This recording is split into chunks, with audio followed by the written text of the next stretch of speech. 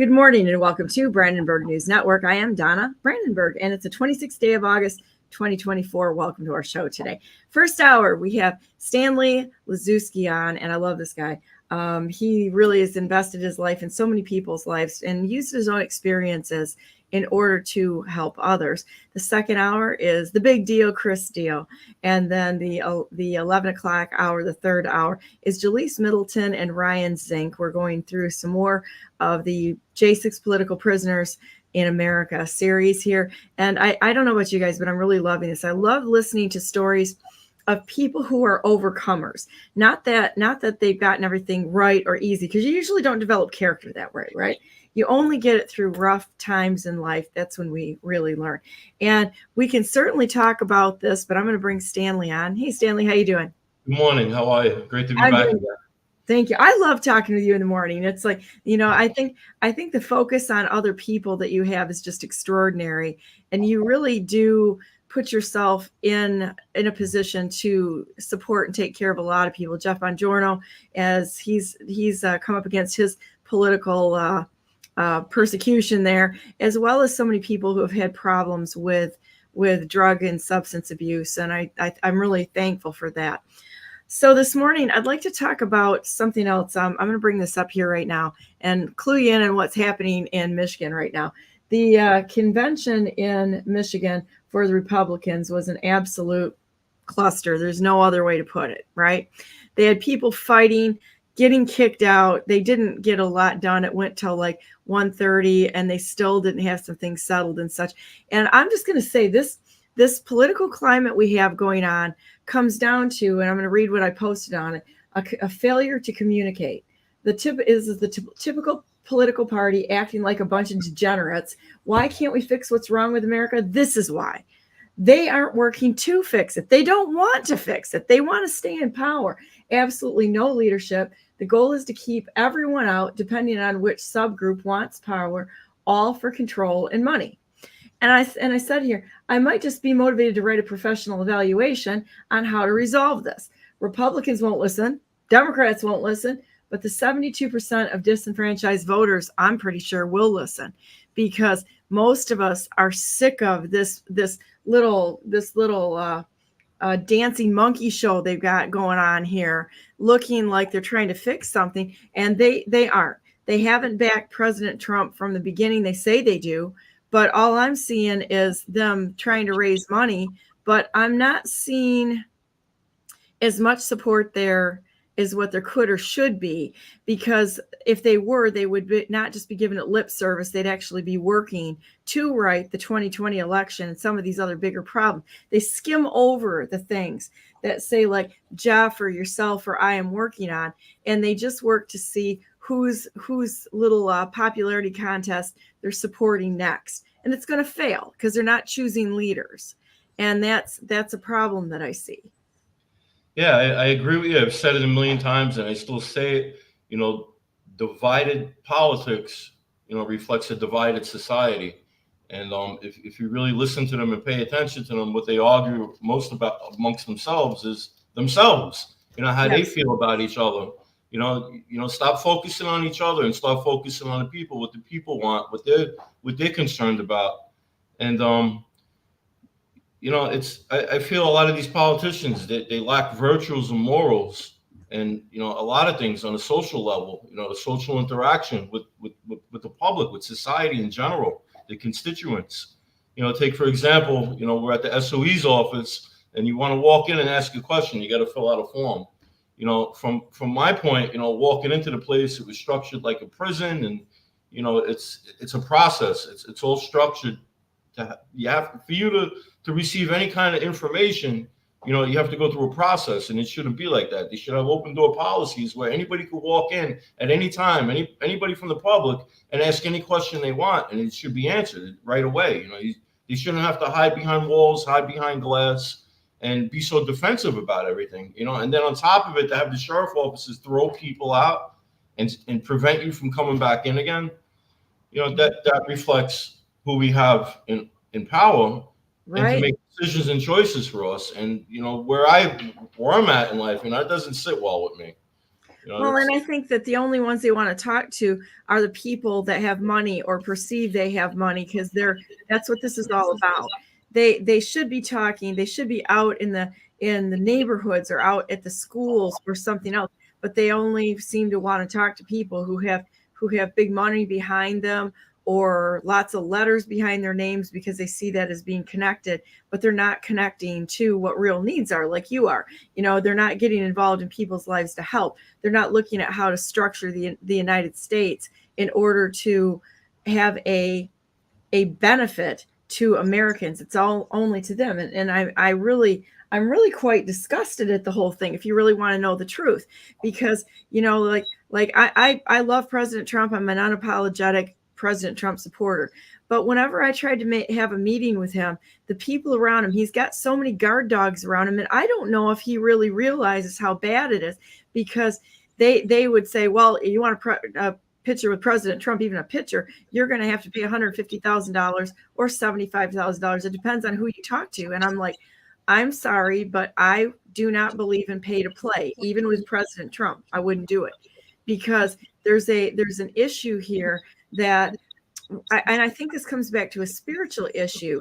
When you have, when you're a respecter of persons, the Bible talks about it, where you see one person is more important than another person. I don't have that. I see everybody as kind of equal, right? I have respect for people that do the right thing. Like I respect you, like I respect President Trump. And I think that anyone who actually does things for people, they gain my respect and trust, right? But it doesn't matter who it is. If they told me to pay $75,000 or $150,000 for a picture, I'd tell them, stick it.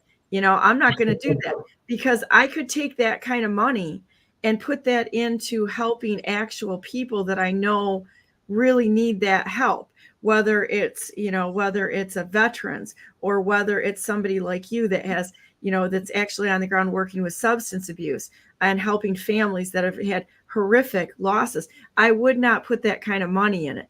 And I've said no to many events that I was invited to, or they wanted me to be involved in, because I would not pay that type of money for it. And it's just the way it is, and people think they know what's going on, or here, there, and everywhere. They really don't know what's going on. They really don't know what actually is going on at these events and such. And I'm going to tell you that it's not exactly what you think it is a lot of times. I make lots of connections and that sort of thing, but I don't go to hear the speakers. If you ever watch me in an event, you'll almost never see me listening to speak, or even Donald Trump, even President Trump. I literally will go into the auditorium. I might listen for a few minutes, then I leave, and then I go make connections and offer to help people in what they do, or that sort of thing. I'm not a person who goes and listens to speeches or a lot of talks. I just don't do it. I've never have, and I won't, because I'm not going to waste that time in listening to somebody. I can listen to a playback of that. I'd rather take that time when there are people there and connect with them. I can listen to it, the replay at home. Yeah, I agree with you 100%. I could go through every news channel, and it's different faces, different places, repeating and recycling the same information. Yeah, rinse and repeat. That's all it is. You don't know what the problem is. And just like in substance abuse, when I work with people on the business end of it, and my personal clients that I sponsor, I try to teach them the importance of, you're not picking up a drink or a drug, each day now. So it's important from the time you wake up until the time you go to sleep to start structuring your life in a positive way. And yes, it comes down to simplifying it, 50% of the solution to all your life's problems and issues is knowing what the hell the problems and issues are. And the other 50% of the solution is doing something about it. Exactly. So what the problem is, do something about it. Stop going on 400 news networks and crying about the same thing over and over again. And it's like, I go to these, a lot of AA 12-step meetings and NA meetings, and you hear people who really don't have the solution, the knowledge of recovery. So they stand there in front of everyone and they talk about how much they drank. And it's called war stories. So what you do is you're up there and you complain and you're sharing about the problems, and there's not much of a solution in the message that you're putting out there. So it's the same thing in politics. Stop sharing the problems and start talking about the solutions. You're either living in the problems of America or you're living in the solutions of America. So it's positive and negative mentality coming out. And, I see where the morals and virtues and, the ability to address society, and maybe the possibility of people who come in from different lifestyles and they don't know what it's like, for most of the Americans out there, the struggle and what darkness is, maybe some of these politicians need to really get on a different level in society and see what's really happening. Instead of hiding behind the doors in their gated communities and, having the bodyguards and security guards around them all the time, wake up and see what's really happening in America. Well, and what I was talking, so like I'm kind of a communications type person, right? And when I was talking this morning, we were talking that I had a discussion with my husband this morning, and really got to the bottom of some things that, we each help each other in marriage and this, that, and the other thing. He's got incredible insight in things, and when we talk about things, we have real frank discussions. And the subject that we got on today is because we have a lot of people around us that get butt hurt over nothing, which is what happens. Okay. And, the way that I describe it to him and a lot of other people, there's a lot of people that take things personally. When something goes wrong out there, they're like, they're trying to get me. They're trying to get me. I'm like, no, they're not. You're looking at it totally backwards and wrong. They're telling you how they see the world. They're playing their poker hand entirely in front of you. So how I approach people, and I think this is something that's really unique, is that I don't know why I have the ability to see people this way, but I do.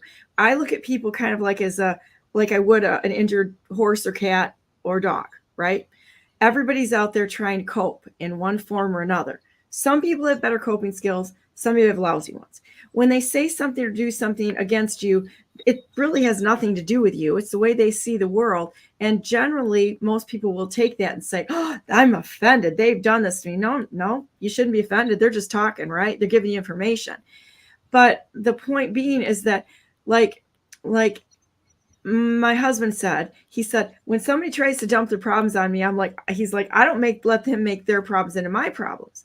And this is how our discussion went. And I said, well, this is how I see it. You don't fix your problems with them dumping on you unless you fix their problem.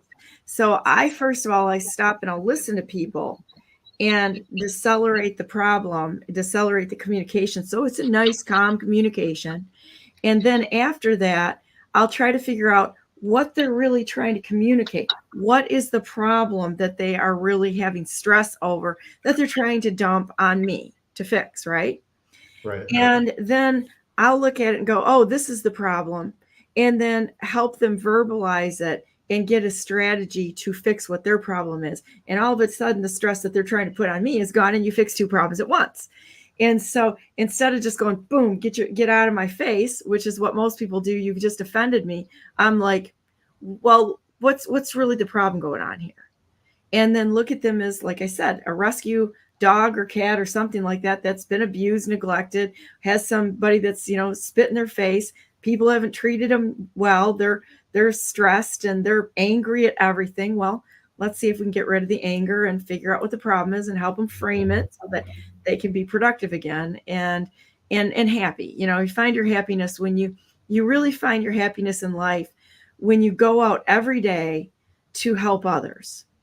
That's just the way it works. Yeah, I can agree with you. From my end, the work I do, from the beginning up until now, the more people I help, it's when you help someone, it's like holding a mirror in front of your face. As you help someone find solutions to their problems, you start finding problems and answers to your problems, your own problems. And there's a lot that comes with that. It requires a lot of compassion and being empathetic. I speak about that too. Like, the most important thing I had to learn how to change about me was everything. And that's a lot, and that's really speaking about self, how I see other people and deal with each person, each client on a psychological level is a reflection of how I deal with self. And that's pretty much what recovery is broken down to, because you're removing an addictive substance that hijacks the mind and controls the behavior of an individual. And, you go through a physical detox after that point. And now it becomes the work where you start detoxing mentally your old behaviors, your old self. And people like me and other people like myself who help other individuals, we teach them how to structure their lives and how to deal with self without the addictive substances involved. And that's one of the hardest things, because that's where the spirituality comes in. And, you know, from my own experience, the first thing that came back was reality, along with this thing called my conscience. And I could see the impact of how these addictive substances affected my behaviors and impacted every relationship that I had in my life with my mother, my kids, my friends, my family, my coworkers. You know, addiction is very powerful. And, you know, a lot of these coping mechanisms and restructuring teachings that I teach people, you know, you can pretty much apply that to anybody in life. You know, it's a simple, you know, they call it a 12-step program in recovery. But, you know, it's a foundation and a way of life recovery. And, you know, I can apply it to anything. And I still believe today, you know, politics could benefit by a really good political 12-step program to detox a lot of these ideologies out of these crazy people that are, you know, who've been voted in or Oh my gosh. illegally got their seats in their positions. I'm going to tell you what, you just gave me the perfect segue where my brain was going on this. And my brain was going on, when you look at what's happened with the political parties, it's crazy. This is such psychotic behavior. It's unbelievable. Instead of, you know, they claim Jesus, they claim God, they claim they're for this or that, but their behavior is completely opposite of that. They go in there and they get crazy. There's so many people that were they're just hostile. They don't know how to communicate. I don't really think that that's what Jesus would do. Just, you know, I mean, he did turn tables over, but I think he wants us to get along and solve problems, not just be right. And that need to be right and be in charge, and is really it's indicative of a person who has a very, who's very, I'm trying to look at the word, it's not self-conscious that I'm looking for, but that is insecure. It shows these people are incredibly insecure. They don't really believe that they're right, but they're grabbing onto something that they think is right, because if they did really believe that they were right, they would be able to articulate it as a statesman and in a calm manner and get things to move forward in a way that is beneficial to everyone. But because they want to pound on each other constantly, they act like brothers and sisters, you know, little kids that are fighting over a Tonka truck, you know, it's ridiculous. And there's no communication there. And it's totally dysfunctional. I mean, the whole thing is completely and utterly dysfunctional. So I look at this and, you know, I was given an ultimatum to join the Republican Party. And Ultimatum. Yeah, I had an ultimatum that was given to me to join the Republican Party, which, if anybody has done any profiling on Donna Brandenburg, that probably isn't a real good tactic or message for me. And so, you know, just saying, I'm pretty sure they know what my personality is like, the people that were talking to me. But at any rate, if you don't know me well, ultimatums don't work well for me, not at all. And so I refuse to be anyone's slave, minion, or mouthpiece. I'll talk to anyone. And if somebody has a good idea, I don't care which way it goes. I want the best idea, and it doesn't have to be mine. I prefer it not to be mine, because I would rather just be, you know, able to go back and shovel horse shit in my barn, really, you know. And so solve the problems like Cincinnati did and get out. That would be Donna Brandenburg, right? I don't want a entrenched position. And then I'm going to go do something that I enjoy doing, which is usually, you know, quiet by myself somewhere, you know, that I enjoy, right? And so, yeah, I was given an ultimatum, which doesn't work really well for me. And I was watching this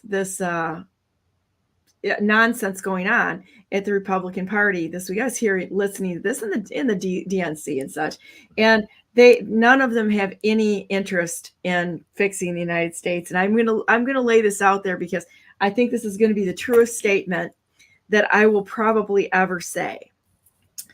The only way to finish Michigan, or to fix Michigan, the only way to fix what's wrong in Michigan is by having a governor who is not a part of either parties, because they have disenfranchised 75% of Michigan, 75 or 72% are disenfranchised voters. They hate the parties, absolutely hate them. Anybody that's out there just is disgusted. And I've heard so many people within the parties that are disgusted with the behavior in the parties. So for me to jump into the party and be told that, well, you can fix things from the inside, it's like, have you been watching what's going on here? We've got like a plethora of deranged people who are not listening to anyone. And it's like a horse. You can train horses, but you train them one at a time. You don't get in and get a whole herd that's stampeding and get them to think. You can corral them. You can put boundaries on their behavior, but you have a stampede going on within the political parties. And the way horses do is when they're afraid and they're acting like this, they go to their own death. And that's exactly what they're doing. This whole herd of people in the parties is marching straight to their death, being driven by the people that are driving them in that direction, and nobody's thinking. They have wasted. Every time I go to a meeting, I sit there as an operations person, and in my head, I'm tallying all the opportunity losses that they have. It's a constant amount of opportunity losses that they have with what they're doing. They will never fix it this way because they're not listening. And then they started voting on, if you're not part of the Republican Party, we're going to ban you for 4 years. If you're part of another party, you're banned for 4 years. Okay. So now these people are so dumb. I'm going to tell you how dumb this is. Okay. And I don't care if I piss anybody off out there. I'm going to say it. I'm going to say it. These absolute political idiots out there have basically left the door open to every subversive person on the planet. So they're overrun with Democrats and rhinos.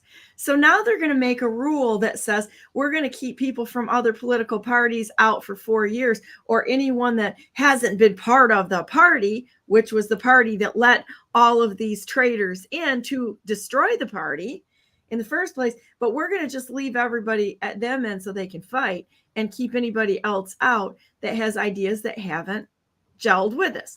Well, guys, you missed your opportunity on that. So at this point in time, keeping anybody out that's not part of the party shows how really stupid you are, because you've already let the enemy in. How are you going to fix that situation? It's going to be by inviting people in that can overwhelm the enemy, which is probably the 72% of disenfranchised voters. It's not going to be all these people that say they're Republicans, because a lot of the people on the Republican Party that are working to fix it absolutely hate what's going on in there. Same thing as the DNC, right? So what they've done is too little too late, and they're going to assure their sure and ultimate destruction. There's no two ways about it. So with this nonsense that they've got going on, they're in that's one of the problems. But there's more than that. They are addicted to fighting, and they get in their little subgroups, and it's like a gang war within the party. It's sort of like what's happening on a greater scale to America. They've got gang wars going on. I'm in a whole bunch of different text threads, and you should see these people in there and how they talk about other people. And then they talk with their mouth and say that, and then they pray to God. And it's like, okay, do you people see the disconnect there? I see a huge disconnect there. And until they get themselves under control, which they don't, they are addicted to fighting. They are addicted to the high that they get in having to push people around. It's very narcissistic. It's psychopathic.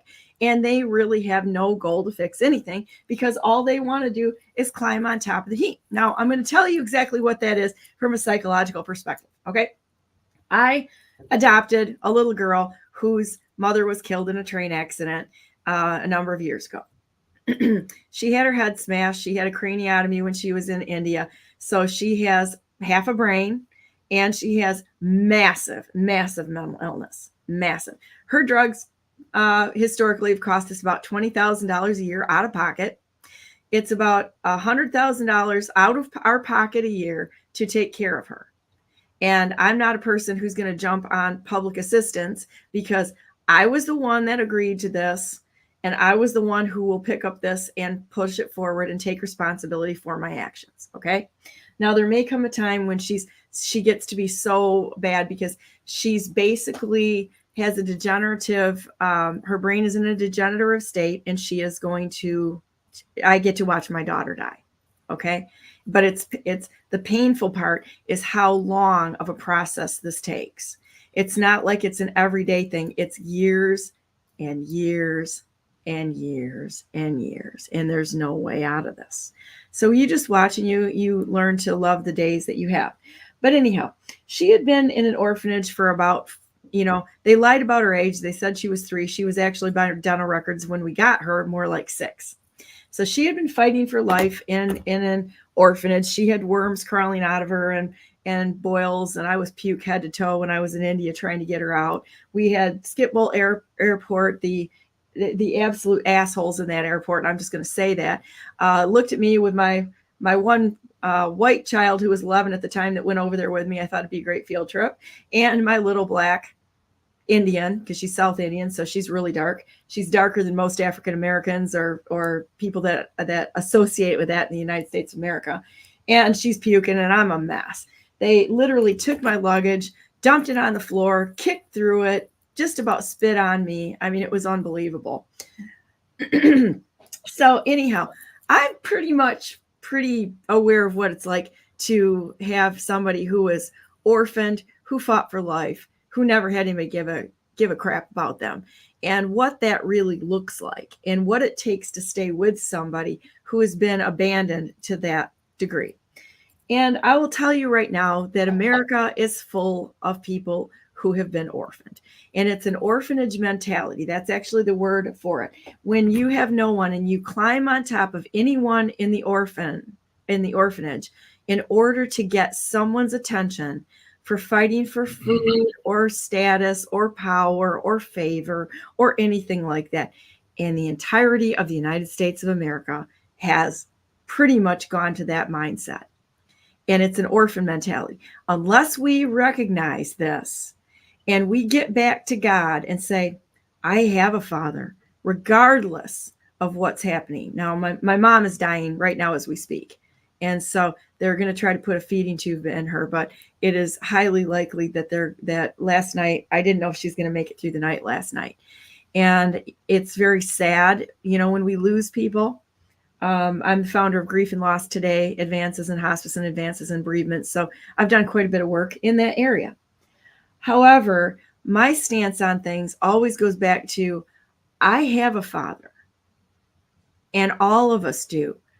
And that's the only one we really have to worry about walking through life, because he's bigger than any problem here in that we ever encounter.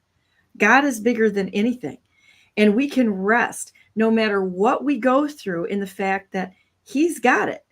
But if you're so focused on the problems and being part of these little cults and these subgroups because you're looking for somebody to recognize you or accept you or give you a hand or care about you, they won't.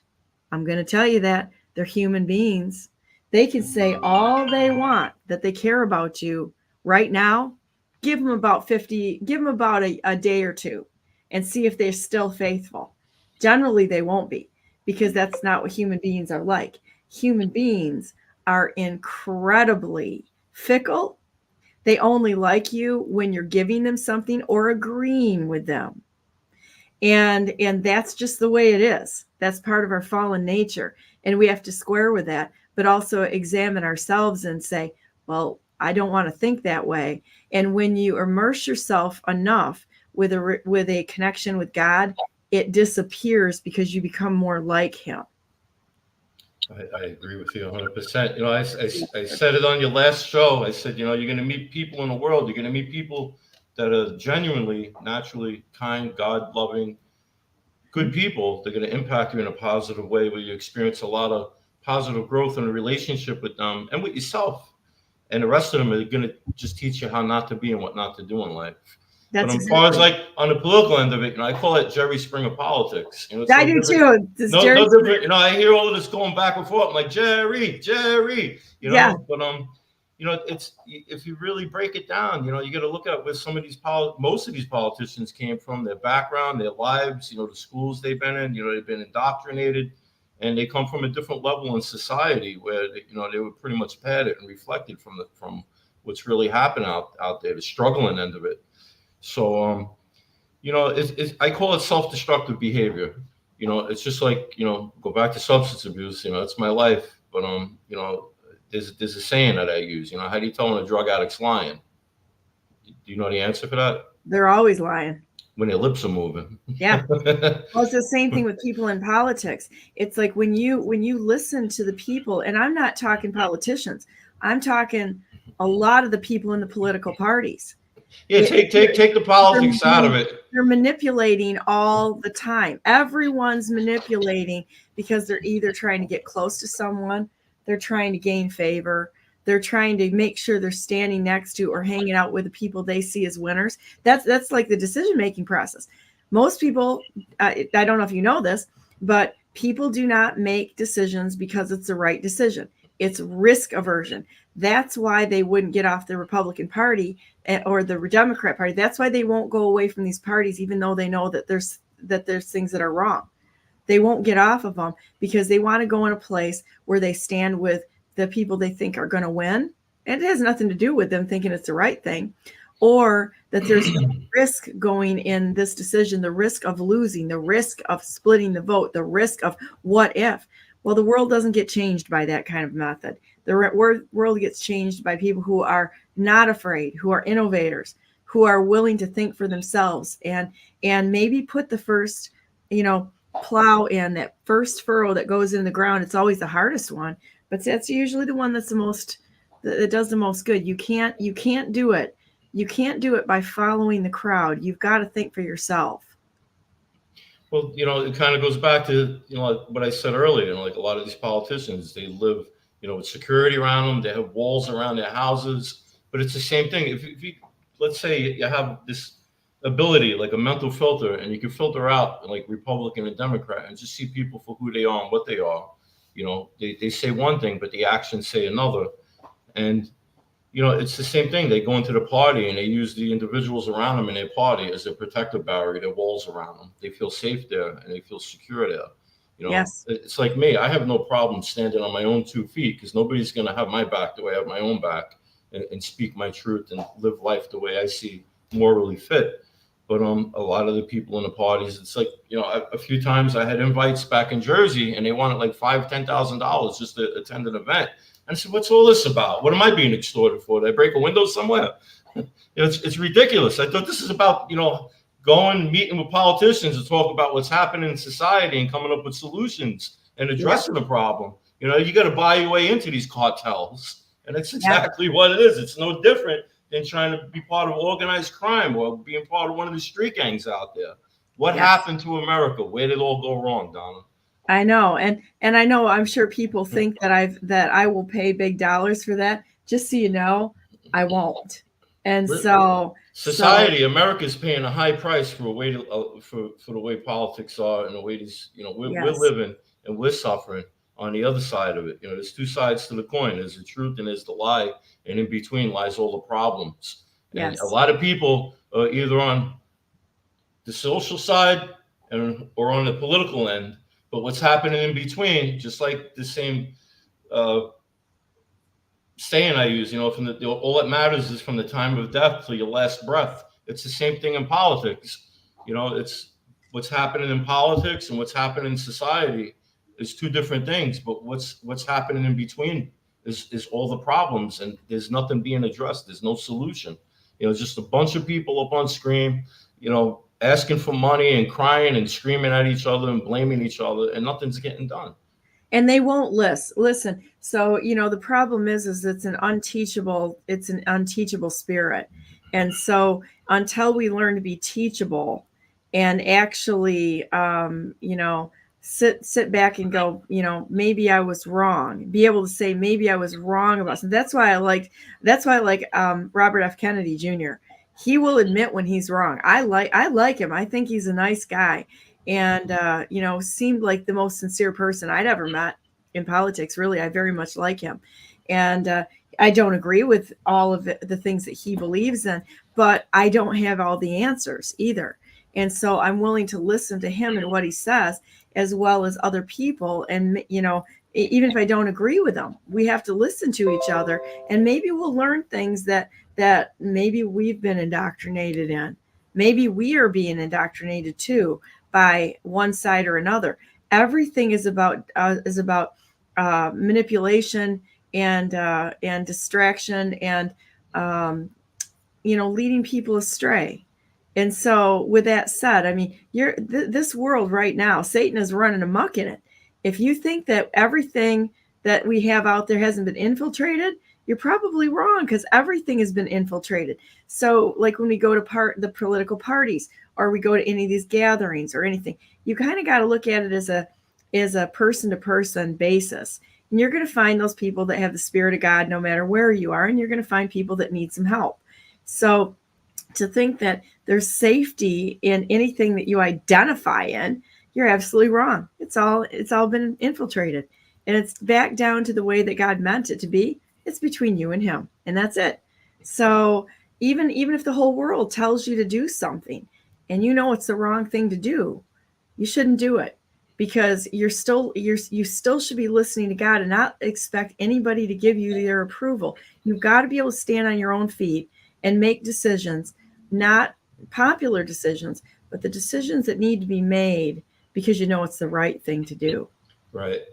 We're talking about everything that's going on in the world, but let's get to the root cause of it. It's that child who's sitting in kindergarten and working his way through the educational system and being indoctrinated. We're seeing a reflection of where society went wrong, where our educational system went wrong, where we went wrong as Americans. What we took out of the classroom, we took God out of the classroom. We took the spiritual end out of it. And we replaced it with people with a lot of problems that weren't being educated the right way. And, you look at some of these politicians and wonder why they're not doing a good job, and why they're so easily manipulated and so easily, bought out by the financial end of it. They're selling themselves out for money. And, it goes back to this word called integrity and the moral end of it. These are people who really don't care about other people. They only care about themselves, very selfishly. Mm-hmm. You look at whole America, everyone that's here, we all want to be happy. We want to be prosperous and, live productive, successful lives. But, it's a lot of problems. America is being raped, being destroyed on a social level and on a psychological level.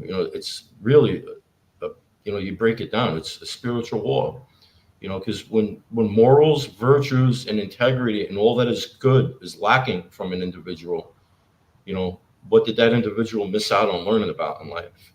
Because how can you give something you ain't got? How can you help somebody when you don't know how, when you don't have the actual experience? Like, what I learned through trial and error. I learned because I came from the darkness. But at the same time, I had to educate myself and learn the theory end of it to be able to fix myself and be productive in my life and society.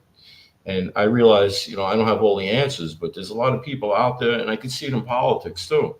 People are lacking something, the ability to actually reach out and connect with the public, and instead of talking about things, to really come up with a true solution where it's going to impact society and make a big change. Anybody could stand up there and script themselves and say a lot of things that people want to hear, but what are they really doing besides talking a lot of shit? Yeah. I talk it, but I walk it. I say I'm going to help somebody, and I make a commitment to somebody, and I'm saying, I'm there for you. You can rely on me. No matter what, I will be there and do everything I can to help you. You can count on me. And my word is all I have, and I mean that. You could ask my friend Jeff or anyone that knows me. There's a lot of people who know me, and it's something I'm very proud of. When I say I'm going to do something, I do it. And these are things that I learned from myself that I don't see in other people. That integrity, that truth, that honesty. And America has a lot of work to do, and there's a lot of problems out there. And if you really break it down and get to the root cause of the problem, it's that young mind sitting in that classroom, and there's a lot of factors that played a part, the upbringing, their parents, and it impacts that person, and as they grow in life and learn, somebody has to care about that person. It's just they come from broken families, and you have broken people walking around in society that are lost and easily manipulated by these ideologies that are thrown out there in society. That's the problem. They're like lost sheep. They don't know what to believe. They don't know what's true. They hear something crazy and they run with it. But on a social level, I can see all the problems and I can identify with it easily. And it's the same thing with politics. There's still people. At the end of the day, you can take the word Republican out, take the word Congressman away, and at the end, you still breathe the same air as me and bleed the same color blood. You're a person. You're no different. It doesn't matter. But people talk a lot of shit. Yeah, they sure do. And it's just really kind of a crazy time to be alive. So I'm going to ask you a question. What is of all the spiritual lessons that you've learned, and I'd like to see if you can tack it to the Bible, what would be something that really impacted you? Either a verse. Spiritual lesson? Yeah. Wow. Actually, my spiritual side of it is, to actually believe that there's a God and there's a higher power that people call it, a divine creator. I struggled with that my whole entire life. For me to actually say there's a God and Jesus was there, I have to see and hear things with my own eyes and ears. And I feel like you go through the story of Apostle Paul, he went around, he slaughtered Jews, thousands of Jews, and he lost his eyesight. And when he came back a believer and he started preaching the word, to the people again, they didn't believe him. They thought it was like all a lie, a big trap. He wants to kill more of us. So sometimes we find ourselves going on a path where everything happens, and I went through so much darkness, and to lose my life not once but so many times, and to still be here today, it was like an indoctrination, to believe, and I'm a believer today. I really believe. You could call him God, Jesus, Allah, whoever, but I honestly believe there's a divine creator, and we're not here by chance. And I've done my own personal studies and seeking out what the true religion is. Is there only one world religion? Is there only one God? And there's so many different gods, and there's all different books, but it's all broken down to the same basic understanding that there was a creator and life was created, and we're all here. But also, if you look at religion, it's a blueprint to teach people how to live good, godly, lives of honesty, integrity, and kindness, and love and compassion. And that's how I look at religion. It's teach people how to live right and get along amongst themselves without hurting each other. And so they took that out of society. They replaced it with the circus act that you see today out there. They replace it with everything that's wrong and prevents people from getting to that spiritual point, that enlightenment, and really feeling what life is like. And to be able to appreciate waking up every day, like me. I'm up 4:30, 5 o'clock in the morning. I don't care if it's raining or snowing out, which it doesn't snow in Florida.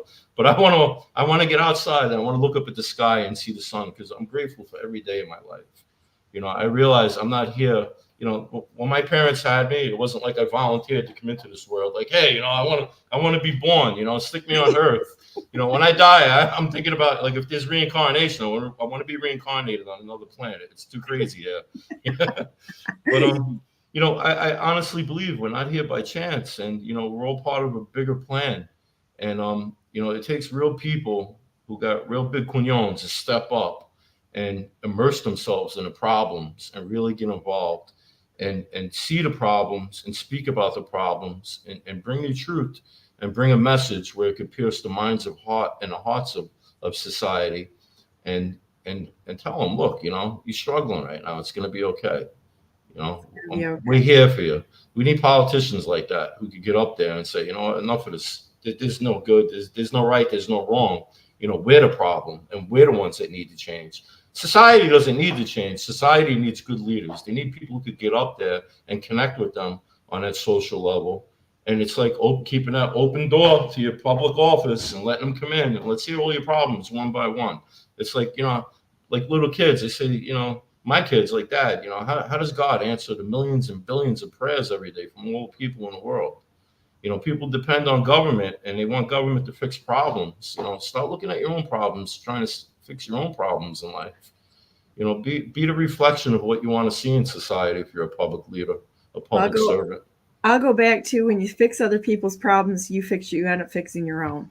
That's and right. That's where it has. And how can you fix somebody else's problems when you are the problem? Yeah, when you are the problem. There you go. Yeah, I always said people have asked me because I've spoken at a university and a couple of different capacities that I was like a guest speaker, and they wanted me to talk about entrepreneurialism and how what I thought or how I thought I was able to do some of the things that I've done. And I said, I think the reality is that the only way you're ever successful is if you have a motivation that's bigger than yourself. So like if you choose, let's just say you're trying to build something and you think this is something that I want to build, I want to do really well with, and you get up every day and you're like, yeah, I want to do it, but I want to go play golf today or something today. And you don't work at it. You will always find things that are instant gratification that will distract you away from your major goal. The only way that you won't do that is if you find something that's that's more important than yourself, and then you'll be successful. So like if you get up every day and your motivation is, I want to build a better world for my kids. I want to and have achievable goals. Say like I want to do this, this, and this because I want to make sure that my kids or whatever it is, could be anybody, it could be anything. But if you're doing it for somebody else, you'll always have the motivation to get out of bed and go to work every single day. You won't do it for yourself, guaranteed. Not at all.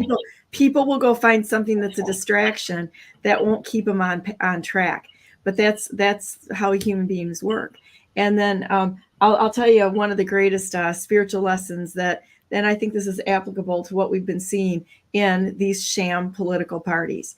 And it's not going to be fixed because this is a spiritual thing. And they can say God, God, God all they want, but I'm pretty extra sure they're preaching another Jesus other than what's in the Bible, because Jesus was very clear. Don't listen to anyone that preaches another Jesus than what's in the Bible, because their actions show them. They're shown by their works, right? Right. When Noah got drunk and he was in his tent, right? And he was doing some bad things in there. I'm not going to expand on that too much. But he got drunk one night and he's in his tent and he's laying there naked, which there's extra connotations to that, but I'm not going to go into that right now. But his one son, Ham, came in and saw his dad laying there naked, and he left and he went out laughing at him and telling everyone there that, he saw his dad naked in the tent and he's drunk and blah, blah, blah. His other two sons, who actually loved him, walked in backwards and laid like a blanket on top of him and covered his nakedness, and they never spoke about it again. And that is actually a pretty good description of what true love looks like. It's what Jesus did by dying on the cross for us and taking our sins. He covers those to make relationship with God, so that he takes them away as if they never were there. So when you see what Jesus did on the cross, he took away that so that it's not even there anymore. And so when I see how the political parties act, they want to sit there and lay people out publicly, not for their actions, but who they are as a person. And, actions, and having the ability to differentiate between actions, poor actions or processes, or that is a whole lot different than going after people on a personal basis just to destroy them. The better way to approach it would be, see if you can have a discussion with them, and a real discussion, not one where you're acting like a bunch of deranged idiots, but to have a statesman type discussion and see if you can find something that you can agree on, and not have to be right. And the other thing is, usually when somebody steps back and doesn't try to be king of the mountain, the game stops. And then you can actually work together, not trying to fight for the top of the mountain, but sitting there down at the bottom of the mountain, looking up at the mountain, trying to fix the real problems, because that's where the real problems are. Yeah, I agree with you 100%. But as far as back as the story of Moses, I, like me and many other people in recovery, I have a similar story. Like the way I lived because of my problems, because of drinking and drugs, there was a lot of shame involved. I have 2 daughters and a son, and there was a point where I had to look at the truth, and people would say, how can you live like that? Don't you care about what your kids think about you, or anybody thinks about you? And that's very important. I really didn't like myself. I hated myself. I felt more suicidal in the beginning years of my recovery, my sobriety, than I ever did my entire life. Really? I had to look at the truth about how I lived and how substance abuse impacted my behaviors and how it impacted every part of my life, specifically my relationship with my kids, my family, my mother, everyone. And, I had some really bad behaviors, and, I was morally bankrupt, emotionally bankrupt, spiritually bankrupt. Alcohol and drugs was my higher power, was my God that bring me to my knees every day. And to take that away from me, I felt like, it was like a funeral, like I lost my best friend. That's all I knew, that was my life at one point. There's a saying in recovery, many come, but few are chosen. And, the only thing I can do right every day is to keep putting my hand out and keep living, the life of virtue that I have. And I meet a lot of people who are broken, and they can't look at themselves in the mirror like I did at one point, and they wouldn't be able to sit here. I never imagined I'd be on your show and have the life I have today. And I don't have all the materialistic things. I'm not a rich man, but I'm rich in a lot of other ways that you can't put a price on. That's true richness. True richness is what you have, not the fake things of this material world. They don't matter. No, it doesn't matter. I already won in life. I won 100%. The hand of God came down, and he reached deep inside of me, and he cleansed me. He put that blanket over me, and he protects me every day. Mm-hmm. I could say that today. I'm very blessed and fortunate. And I feel like this, like when I speak at places and I'm out there in society, I speak in front of hundreds of people in substance abuse. And I get to meet their moms, their dads, their fiancés, their wives, their brothers, their sisters. Like, oh, you don't understand. So-and-so has been in 100 facilities. He's been going through this 20 years. And then I'd speak, and they come up crying. Please, can you help him? Take my number. But it's we can only give what we have, and that's by if you want people to change, be the change in the world. Don't talk about it, be about it. And I really believe, it's going to be one person at a time. As we help one person at a time out there, it's going to make a difference. And there's a lot of people and a lot of problems. And it only takes the real people to step up. And those real people are still out there. And we need to find them and get them elected and put them in and have the right people up there to help society, to help save America. It's like one big movie right now. It's hard to believe it's all true and happening. And I never imagined this when I was a kid, that society and life in America would turn out to be the way it is today. It's so serious, and there's a high probability things could get even worse. Yeah, I think it's going to get worse, and that's okay. I mean, I think at this point in time, I think it's going to be God himself that's going to be cleaning the stalls out here. He needs to come down and flip the table right away. Yeah, he needs to come down here, and he's already here. But I mean, Jesus needs to take a hold of this thing. I agree with you. We're all vessels, and I believe when we speak and we help each other, that's God working through us as a vessel, using us as a tool, to carry his message and to help instill the right virtues and to guide us to do the right things to help other people. That's how it works for me. What if let's go back to this political thing. What if the people in these political venues or these political things actually treated those people around them like they were actually talking to Jesus himself? I mean, what would that change? Because God says, that you may be entertaining angels unaware. What if you're actually talking to one or you put that mindset on that you're actually talking to somebody that is more important than what you maybe thought they were. I mean, what would that do? What would that do is if you talk to everyone, not what would Jesus do, but what if you were talking to Jesus? How would you frame that differently the way you're talking to the people around you? Would you talk with humility? Would you be respectful for them? Would you care? Would you be interested? Or is it just out of contempt and wanting to control people? What would happen if we changed that entirely around? I think we might have some answers there, because it's clear that, Jesus showed up in a myriad of ways through the Old Testament. And people would say, oh, it was the angel of the Lord. Well, that's another way of saying, it was Jesus himself that was there. And, or the angels. What would you do if the person that you hate the most in the world, you actually tried to treat them like you would if it was Jesus standing there?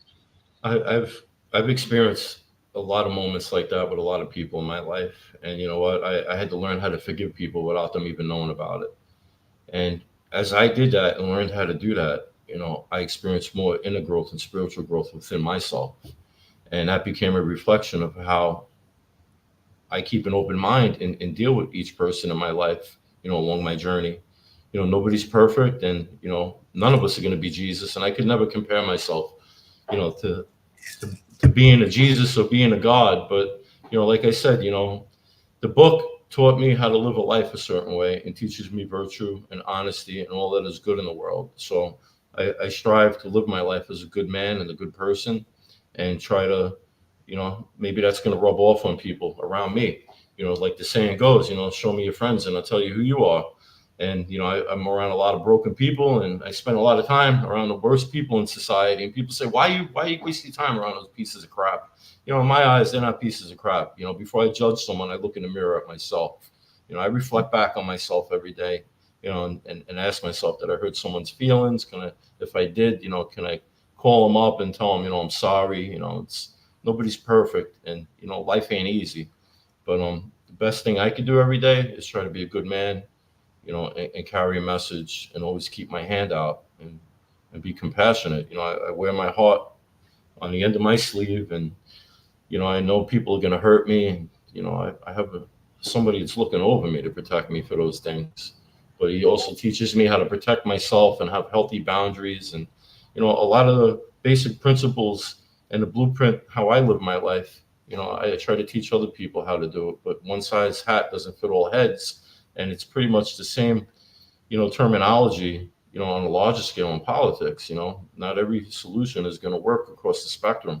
So, we really need to find quality people and good people who know how to really get in there and insert themselves and impact not just society, but the other politicians, like to quiet their minds and hear some kind of message like, look, it's not a uniparty or anything. This is about saving America and helping change society for the better. The people in America, the more they get along with each other and the kinder that they become to each other, the more the chances they're going to learn more things and become productive in society and help build our country prosperously, instead of the evil spirits coming in and everybody attacking each other and hating each other and causing a division. That's where the problem sits, the problem lies, and all the other 1,000,001 problems on top of it. But, if you want to see America change and you want America to become better, start looking at yourself. Yep. That's so true. It's amazing. How are you, when you're by yourself, how are you thinking and how are you living? It's called living a life of integrity.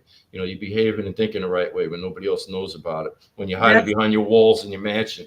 That's the key. The key right there is like, can you, anything, people, I think that the perception is that what we do in the dark, we do hidden. Well, you know what? The dark isn't dark because God's there. He knows what you're thinking. He knows what you're doing. You can't get away from that. It's not, you're never alone.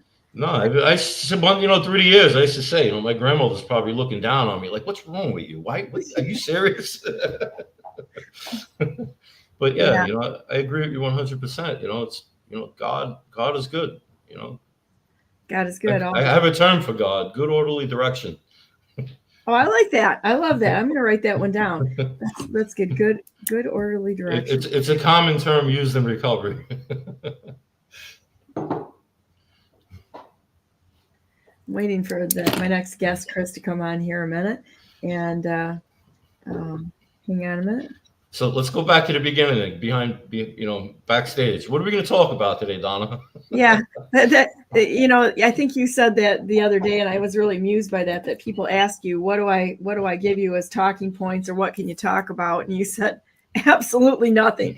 We just get on it, have coffee, and see what's going on. I guess I feel like backstage. Okay, I didn't come on the right one. Hang on a minute. Let me get them the right.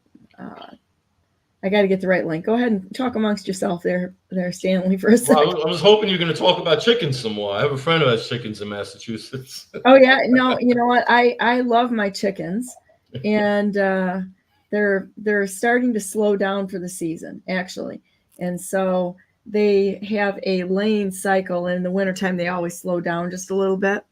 So right.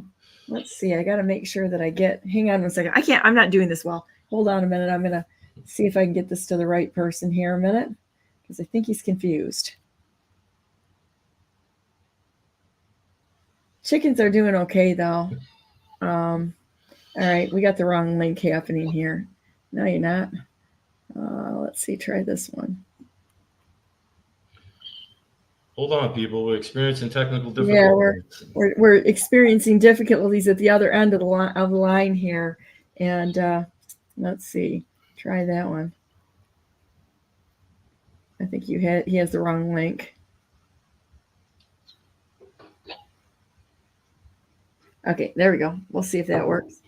So anyhow, chickens are doing good. They're slowing down for the year a little bit. You get into the fall, and they don't lay much in the wintertime. Now, you can force them to lay all winter, but you have to put a light on them. So like if you want to breed any animal or bring them into that cycle, most animals' reproductive cycles slow down during the wintertime, which is God's protection for babies. You don't want babies hitting the ground in the middle of winter, dead winter, because you're going to lose a significant amount of them just for the cold up here in Michigan, But in the wintertime, the egg laying goes down to almost nothing. And so we can keep them laying by keeping a light on them a certain amount of hours a day. But we don't do that because we feel like that's the way God created them, and it gives them the rest they need so that they're not just constantly producing. The big farms do that sort of thing. They do things in ways that are not productive or not good for the animals, but we try to do it a little differently so that we're taking care of the animals. We actually like them. They're pets to us. It's funny. We have one that we have a couple of them that if you don't pick them up when you go out there, they will fly on top of you and wonder, what's the problem here? Why didn't you pick me up? They love being held. And if you picked up a chicken and you walked around with them all day, man, that would be like the best day for the chickens ever, because they love being held. You hear yourself, right? This is why I asked you to talk about chickens, because it's kind of like, the same terminology that politicians need to use with society. Handle the people like little baby chickens, put the light over them, keep them warm, hold them in the hand, they're happy. Yeah, that's absolutely true. It's like, when we take care of others and animals, oh man, there's all kinds of tricks that we do with our animals to keep them happy, but you got to know them, and each one of them is different. The horses, every single horse is different. People are like, what's your favorite horse? And it's like they're all different, they're just all different. So it's kind of like asking, what's your favorite kid? Well, they're all different, and so you don't like say, oh, that's my favorite, unless you're a real, jerk.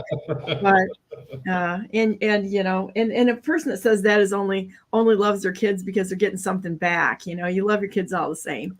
So kind of interesting. Okay, so I see Chris there. So I'll bring Chris on a minute. Hey, Chris, how you doing? Good. How's it going, guys? Hi, how's it going? How you been? Good, very good. Good. Look like you're all dressed and ready to go. I'm in a jogger suit today. Oh, are you? Running around? Yeah, I got my jogger suit on. So if you want to stay on a minute, I'm going to take a real quick break here. Gives myself a quick chance to stretch and all that. And we'll be right back to the second hour Brandenburg News Network. And just stay on, Stanley. This is great because I love it. Okay. But you stay on? I'm on. Okay. I'll see you in a few minutes.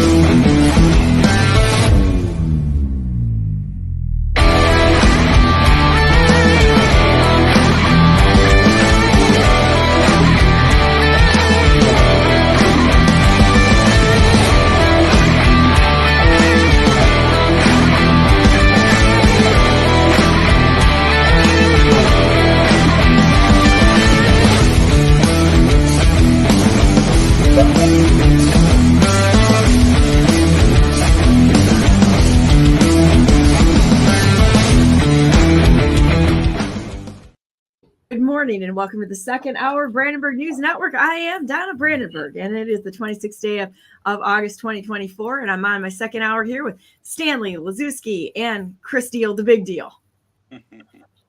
Yeah, You're a big deal. I'm looking at all of the things that are going on, and I want to first say you've got a very smart audience. You've got a very intelligent crew. I've seen Marcia, Robert, Keith, Angela. You've got a lot of smart people out there that are, and that's just to name a few, that are watching your show. This information war that we're having has really been turning around. It's been turning around because a lot of people are finding the guts to say how they feel instead of being afraid of being, having their door knocked down or being, impolitically correct. I'd like to talk for a second about the OGAs out there that the government's misrepresenting as intelligence officers or agents or agencies. There's no such thing as an OGA, except for the fact that it's not it is in a sense an other government agency that the FBI and our government hasn't told us about. In that fact, Christopher Wray is truthful, but he's very misleading. And what it stands for is Global Health, Office of Global Affairs. It has absolutely nothing at all to do with intelligence. It has more to do with the indoctrination of our universities, hiring kids directly out of the universities. Even before they're out of the universities, they're hitting them up to join the Human Health Services Agency, which is a actual government agency. This OGA bullshit is a foreign, an extension. I'll be right back. Can't get into this. I've got probably my mom's thing. Go ahead. But is like an extension or an arm of the Human Health Services. And what OGA, the euphemism Office Global Affairs, is doing, they have what's called, out of that, they have Global Health Alliance, which that arm of Office of Global Affairs, that part of it is the arm that is seeking partnerships with, people that fund, people that will help them financially. You have Global Health Security. Global Health Security has not anything to do with the security of your health, which is what they proclaim. It has to do with uniformed security enforcement of their agenda. Okay, I don't think I need to explain that. They have Global Health Diplomacy. That is a arm also that they are basically the ones going out selling people, brainwashing people, and inoculating people into the global fantasy. Okay. And it starts with what, Chris? Say that again. Well, this is all the Office of Global Affairs, the OGA, the other, Christopher Wray says, government agencies, which absolutely have nothing to do with our security. It has to do with an infiltration that is happening presently, or a definite attack on our constitutional republic with foreign governments such as the ones that support the WHO. The WHO wants to infiltrate our country through the Office of Global Affairs, which is the main output of Human Health Services Agency, governmental agency. Look it up.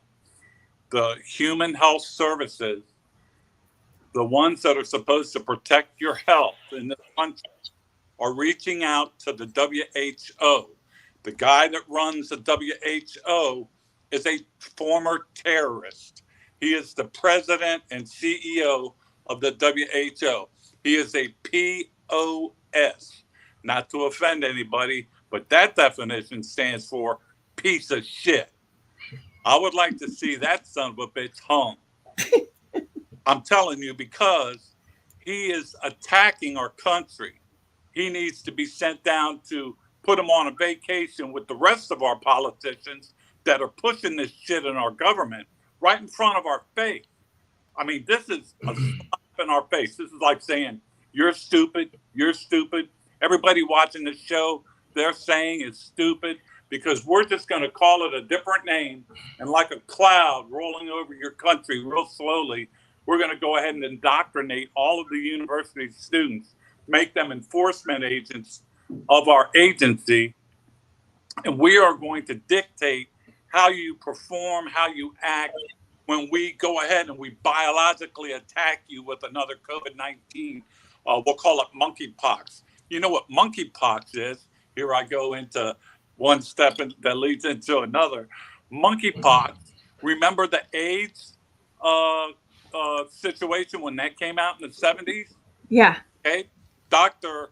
Fakey, he was out there in that situation. And Dr. Fakey, who was also the one in charge of COVID, where did it come from? Where did they say COVID came from? A monkey. I mean, a bat, right? Right. Okay, so these are animals that they are really into. I don't know what it is. I guess they do something with monkeys. They're so close with these animals that they get these diseases. So they went ahead and they said, okay, monkeypox, right? This is all coming from Hitler-style WHO terrorists and shit. Okay, this is their idea. Fakey just jumped on board. Hey, sounds like a great idea. We'll attack the black communities, give them all AIDS. We'll say it came from monkeys. We'll say black people made love to monkeys. Someone brought it back, and the homosexuals started invading the black communities. Oh, it's not their fault. They didn't mean to. They just screwed a monkey and came over here, and bam, bam, bam. There it is. They tried to attack the homosexual communities, the poor communities. They tried to wipe them out. Okay, that's what they've been doing forever. Ever since slavery, they've been trying to be the ruling racial class, and they're still doing it today. They're doing it now with monkeypox. Now, it must be the same monkey. He's probably very old now. He probably once had AIDS and gave it to this guy that gave it to the United States, you see. And now this monkey that's going around, now he's got monkeypox. I mean, this monkey just can't stay out of trouble. I don't know what's going on with this monkey, but he's getting everybody sick. How come we can't find this monkey and just shoot him and just get rid of him? Then we won't have any more problems. Well, I think you bring up a lot of interesting points here, Chris, for sure. You know, the thing of it is that when you look at the what they've done to weaponize every part of the pharmaceutical industry, I mean, look at what they did. You know, Bayer was the precursor of Monsanto. Bayer was making chemical chemical weapons back in World War II, and then they had to figure out what to do. So then they went into pharmaceuticals, and then they merged with Monsanto, which is where the glyphosates and all the glyphosate. I personally think that most of the gluten problems that our country is really suffering from, it's the glyphosates, it's the Roundup Ready crops. It's not the crops, it's the Roundup itself, because Roundup it's a drying agent, it's a desiccant. And so did you know that they spray the wheat right before they harvest it to get the moisture content down?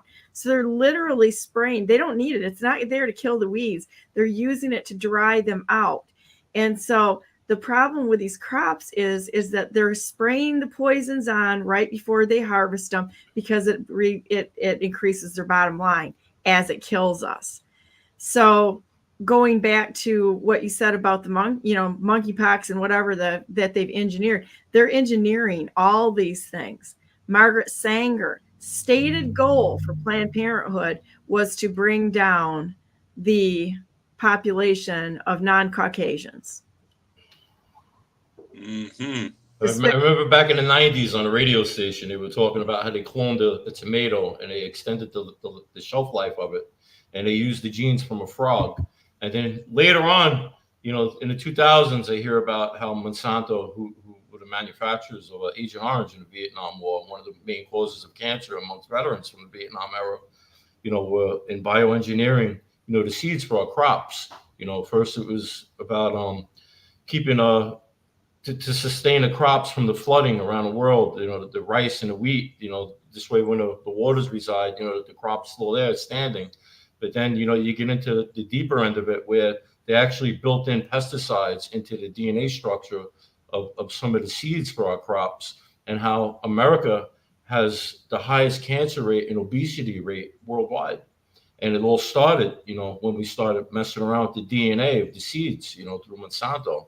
I don't know about you, but I don't eat genetically modified organisms, GMO food or processed food. When it all started and we changed the food supply, we started changing people. And it just wasn't on the physical end of it. What you're speaking about, how to indoctrinate and going through the World Health Organization and using bureaucracy and laws and rules that they're creating. And when a pandemic hits, that strips us of a constitutional right, because martial law and government law overrides it in the name of national security. I could see this, but how many people in society see what's really going on? But thanks, for bringing that up.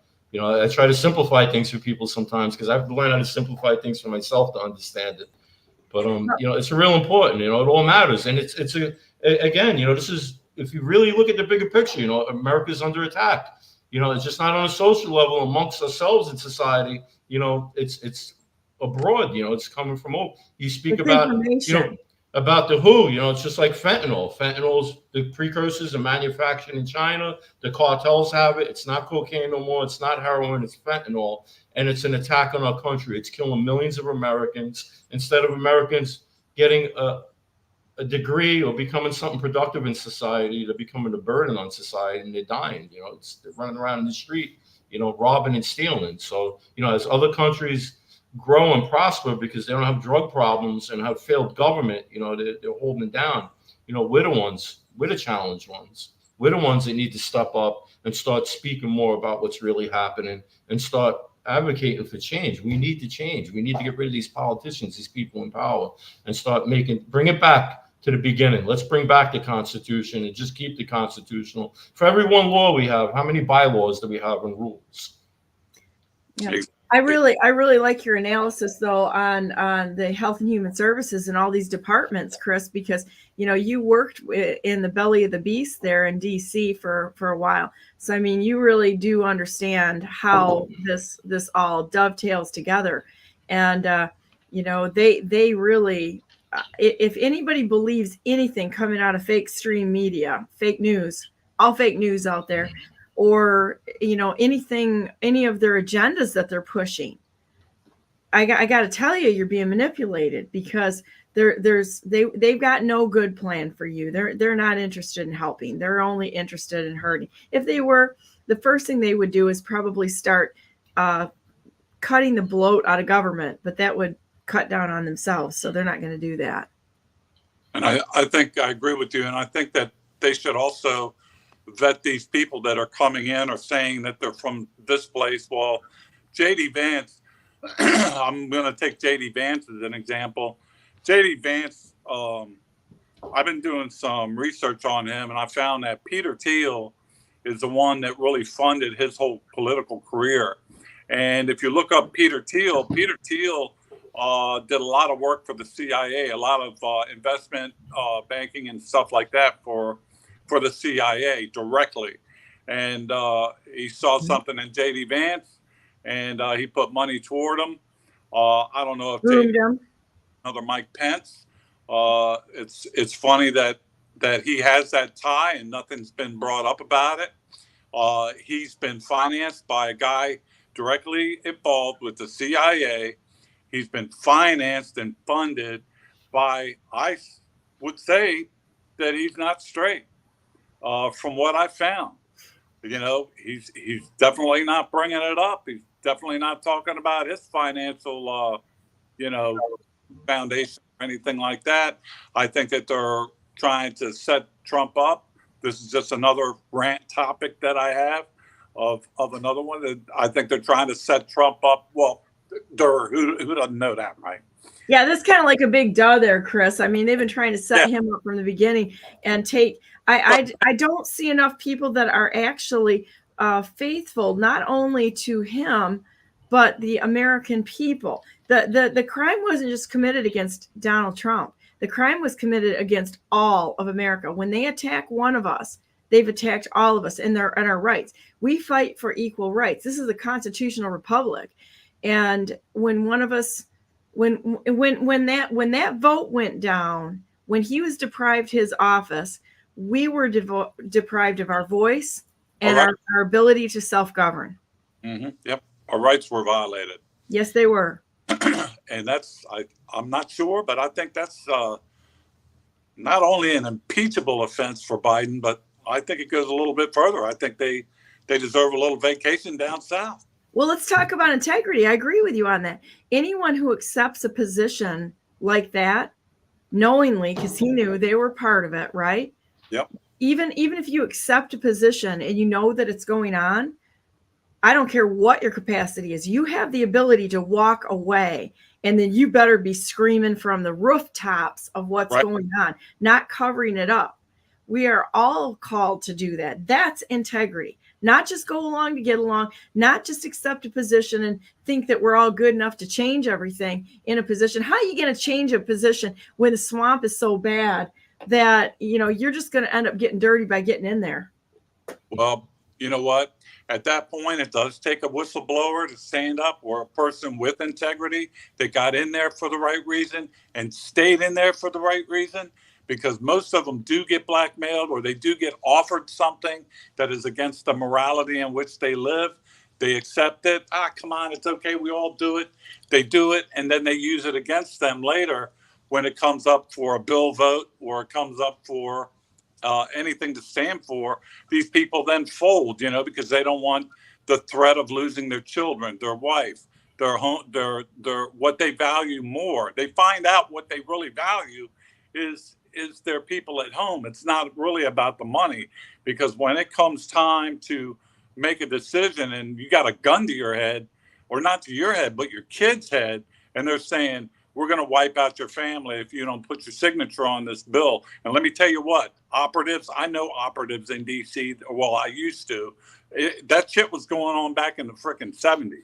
And it ran downhill straight down to the Metropolitan Police Department. And you had drunks driving around, lieutenants that were detectives driving around drunk. They were Metropolitan Police Department. And we're like, whoa, what if you get pulled over or something like that by another, by one of your brothers, And he's like, I just flashed my badge. And it's all okay. That's the example. It's all good in the hood. It's all, as long as we're all brothers and sisters, we protect one another from the crimes that we commit. So the public never finds out, because we keep it a secret, all the way down to the Metropolitan Police Department. And that carries over into Maryland, into the Prince George's County Police Department. I know because I worked right beside him with the Prince George's County Fire Department, which I was a part of and served. And I was proud to say I served for them. But it runs all over the place. Anywhere in the government, they protect their own from us. They keep it as silent as they can because they don't want a black mark on anything that you do below the one that was elected to hold that office. Anybody down the chain screws up, guess what? It's a reflection on the guy that got elected. That's why they protect each other. Without a doubt. Son of a bitch in office. No offense. Guys, I have to bid you farewell. Thank you for having me, Donna. My time's run out. And God bless you guys. God bless America. And I'll see you God next bless time. you. God bless you, Stanley. Right. Yeah, I love talking to you. You have a great day today, my friend. You too. Thank you. Bye-bye. So, yeah, this whole protection racket that they've got going on, I think that the extent of it is so vast and so shocking. When it comes out, not if, but when it comes out, it's going to rock this country right down to its core. And what these people have been involved in, and their superhero status that they've given people, instead of looking at them for what they actually have done. I said it right off the bat when I saw JD Vance, and I'm like, what? I'm like, why would that guy, unless he's controlled, which I don't. I'm kind of stopping believing some or switched out. Who knows? They got a lot of body doubles out there and such. But it was one of those moments where you just kind of like, I can't reconcile this.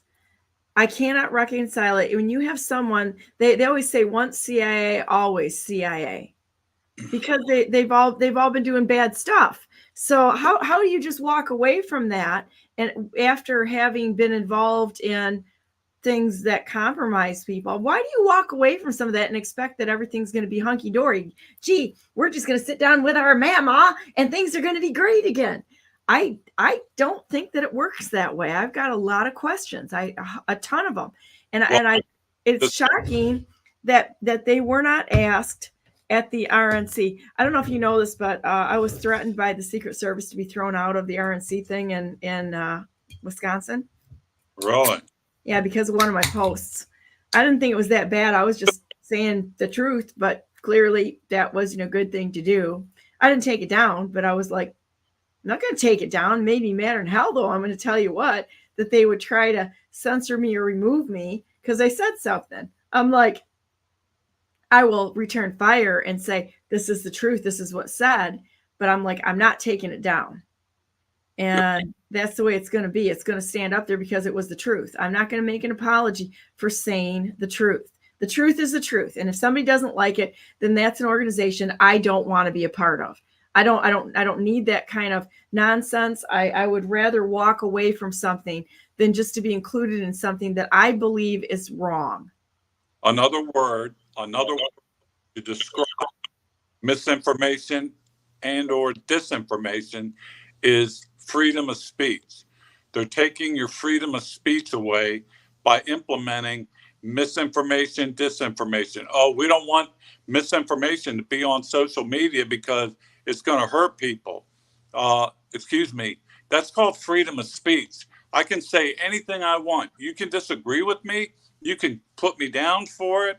You can turn me off. But I have a right to say how I feel. That is a God-given right, not a man-given right. Man didn't give us the right to express ourselves or to gather in one place and talk with one another or to protest together about something that we may not like. Because once you take that right away, how does that affect you, the one that did that? You know, I'm really upset. I'm really frustrated with the fact that our government has done nothing to return fire on the people that are attacking our rights now. Misinformation, disinformation, crap. This is an attack on our Constitution. This isn't a political debate. Right. It's a threat. It is a clear and present threat. And they need to be termed what they are. It's domestic terrorism. That's exactly what's going on. And to say the words that it is domestic terrorism.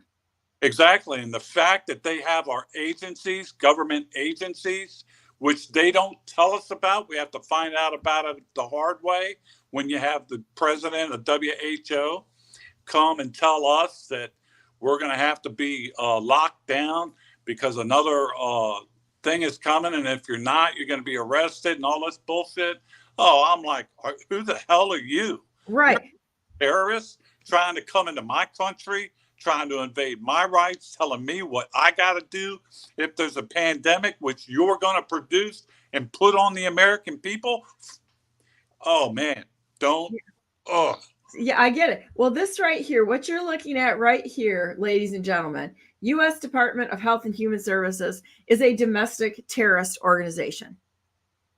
I said it, not going to back down. You want to come after me? That's good. It'll give me something to sue your asses about. WHO, that is a terrorist organization. Absolutely. World Health Organization. That is a foreign terrorist organization. But let's just go down here. See their X account. I don't know why there's nothing there because they can't make a damn thing work is why. They can't even make that work. There, I said it. So that's what we have. Well, it's an intrusion on our Constitution and our Bill of Rights. And for our government to even have any kind of a positive conversation or have this DEI person make her or it, whatever the hell it is, to be the leader of our HHS, to speak with the WHO and say, yeah, we want to be partners. No, you want to be partners with the United States of America, with the American people. That's who you have to be a partner with. You're being a partner with the wrong people. The foreign people, God love this world and the people in it. But you've got to be partners with Americans first. You can't be going making partners with them and behind our backs. To me, that's treason. That's treason itself. You're bypassing us totally. Just like you have our taxes, just like you've misrepresented us with taxes. You're doing the same thing. You're inviting a foreign entity into our government. That's treason. Yep. There you go. And the fact that any of these people want to shut us up, we should all be mad. I mean, furious over this. You know, when Secret Service, when the word was given to me that Secret Service said that they were going to remove me because of a post, somebody finally bought me ice cream to distract me because I was so doggone mad. I was ready just to burn, you know, to start the dumps. Not really, you know, I'm not a physical one, but I was ready to just let it fly, and it wouldn't have stopped. You know me well enough to know that I'm issues of such matters. Yeah. You know, once I get started as a professional ass chewer, it never ends, and I don't give a shit if I'm locked up. It's like it's one of those things that it just gives me something better to work on and sue about. Really, you know, what are you going to do? What are you going to threaten me with? Threaten me to shut my mouth? I'd rather die first. Usually, I would have to jump in front of the crowd and say no to keep them away from you. Jump in front of you to keep you away from the crowd. Yeah, Chris is there. Chris is there as my security and ends up being the crowd security for Don. I've said that a few times. I'm like, when somebody's done the wrong thing, I'm like, weigh your next answer very carefully, especially when they decided to threaten me a couple of times. You got less than 20 seconds to weigh your response very carefully, because it's like, you know, and I was planning my next move and it wasn't going to be positive. It was not going to be a positive day for that person. Absolutely. They chose poorly. They did. They do. They just do. That's what they do. The Secret Service is really, you know, the men and women that go in to serve for the reasons that they serve, and they go in for the right reason, and they do a difficult job. But the problem is at the top, as everybody knows. But at this point, you have Robert Kennedy Jr. that the Biden administration told Secret Service, do not protect him, do not give him any service. Another reason to love the guy, right? And I mean, another reason, if they hate him, you gotta love the guy. I've already offered my services to him. I like the guy. I think he's a great guy. Yep. You know, when you think about it, Trump made the best move of his political career to have him be on the team. And I think that it would even be a better step if you took him one step further and made him vice president and kicked J.D. Vance to the curb. Because I'm telling you what I saw of the crowd when J.D. Vance was there and he stepped aside, like, then when RFK Jr. got up there and spoke beside Donald Trump, that was a team, boy. That was a team that Donald Trump introduced and said, look, hey, we may not agree on everything, but we do agree on America. And he introduced Robert Kennedy Jr. And let me tell you something, that right there, if that's not a uniting situation to occur, the best political move he could ever make is to make him the vice president. Okay, so I'm gonna pull another. I'm gonna throw another wrench into the works here. Okay, I personally would probably choose a different person. I would put Kennedy in as Attorney General, because what he does best is he fights in court and he wins, and he fights for the rights of individuals against big pharma and all these corporations. He would be the best attorney general this nation has ever seen in the whole world. So based on his skill set, that's what I would ask him to do. Be attorney general and give him every resource he needs to tear this globalist crime syndicate down and rip it out by the roots, put it on a dumpster fire, and set that thing on fire. That's exactly what he do. BlackRock, State Street, Arabella, all of them. And give him the ability to just add Monsanto, the rest of them. Give him the ability to rip this poison out by the roots. Okay? And that's where I would put him. Now, going back to vice president. Who would Donna put in as vice president? Not him. I stand corrected. It sure as hell wouldn't be J.D. Vance. And well, who would you put there? Because that's a great idea. Attorney General, that's an awesome idea. You got to look at the skill set. And so he can deal, you got to get somebody that is capable and willing to do the job, right? So you're looking for the skill sets. You're not looking for popularity contests. You're looking for someone who will absolutely get in there and clean out the swamp. That means they can't be part of it. Anybody that they looked at so far is disqualified because they're all part of the swamp. I got the person. Donna Brandenburg. Oh man, that would be the shit hits the fan moment, wouldn't it?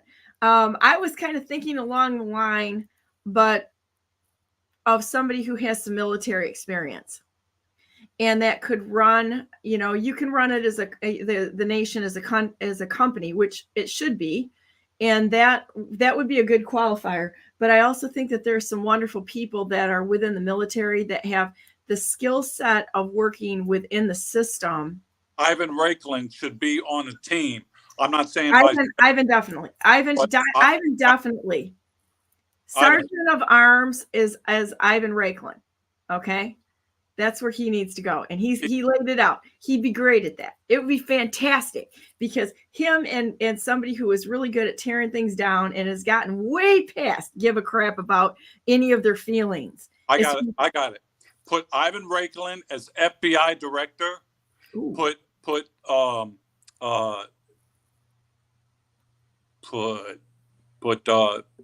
Dan Bongino, director of Secret Service. And I'm kind of out on that one. You are? Yep. No, I'm not good with that one. I'm good with that one. I'm not. I'd put you in charge of Secret Service because I know you. Nah. I would probably hurt the Secret Service. I think, yeah. I know you would. Okay, so we're gonna scratch that one. We'll scratch that one. Okay. So, I think there's a couple of people that I know that are in the military that would be outstanding. Yeah. That I think that have bucked everything.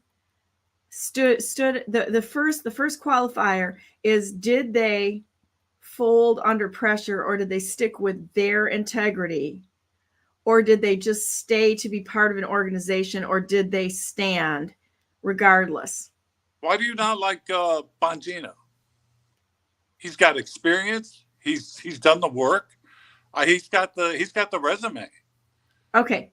You know what? We'll throw him in the resume considering area. How's that? Make him an applicant. Okay. We'll have to have applicants. We'll have an applicant there. And then one of these days I'll tell you who my VP choice would be.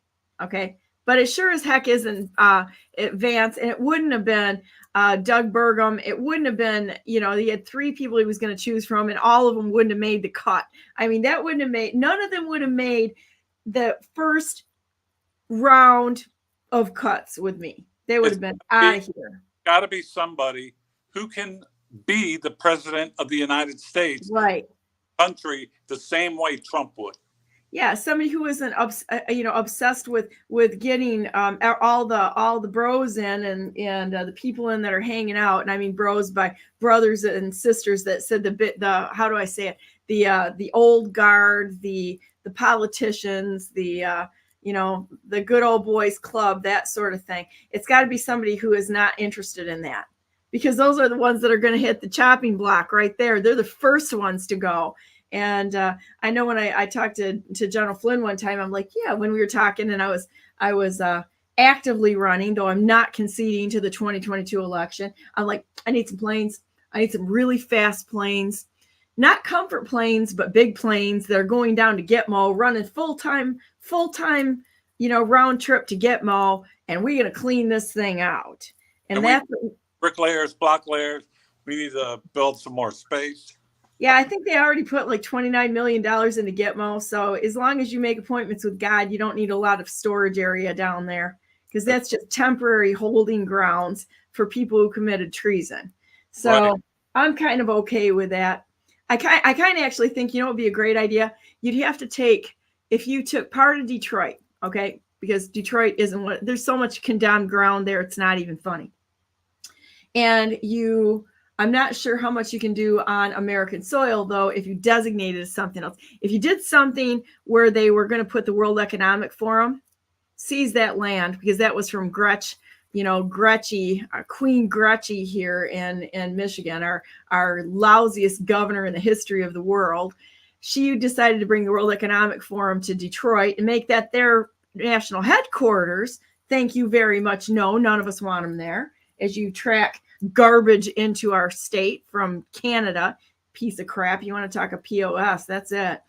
So anyhow, if you took that land and turned it into Gitmo North, look at you could save transportation costs. Dude, right here, you just take them over there on Greyhounds or whatever it is. I think we can even spring for some buses. And I don't mean comfort buses. I mean like bare floor buses. You just sit yourself, stack them in there nice and tight, so they're a little uncomfortable for what they did to the people of America. Ship them off to Gitmo 2.0. Make the appointments with God. Temporary holding area. Out of here. You should have chosen better. Yeah, that would be a way to definitely make the trip easy. See, that is the Brandenburg cost-cutting method of cleaning out corruption and crap. You guys got to be thinking about these things, Chris. Yeah, I just it escaped me. Michigan. I didn't want to hurt all those apple trees. I didn't want to think about pulling an apple and thinking I'm going to be eating Hillary Clinton. Got to bury them somewhere. I a lot of trees that need good soil. Incinerators. I don't even think they'd make great like fertilizer. I mean, you got to really be starting to think on this one.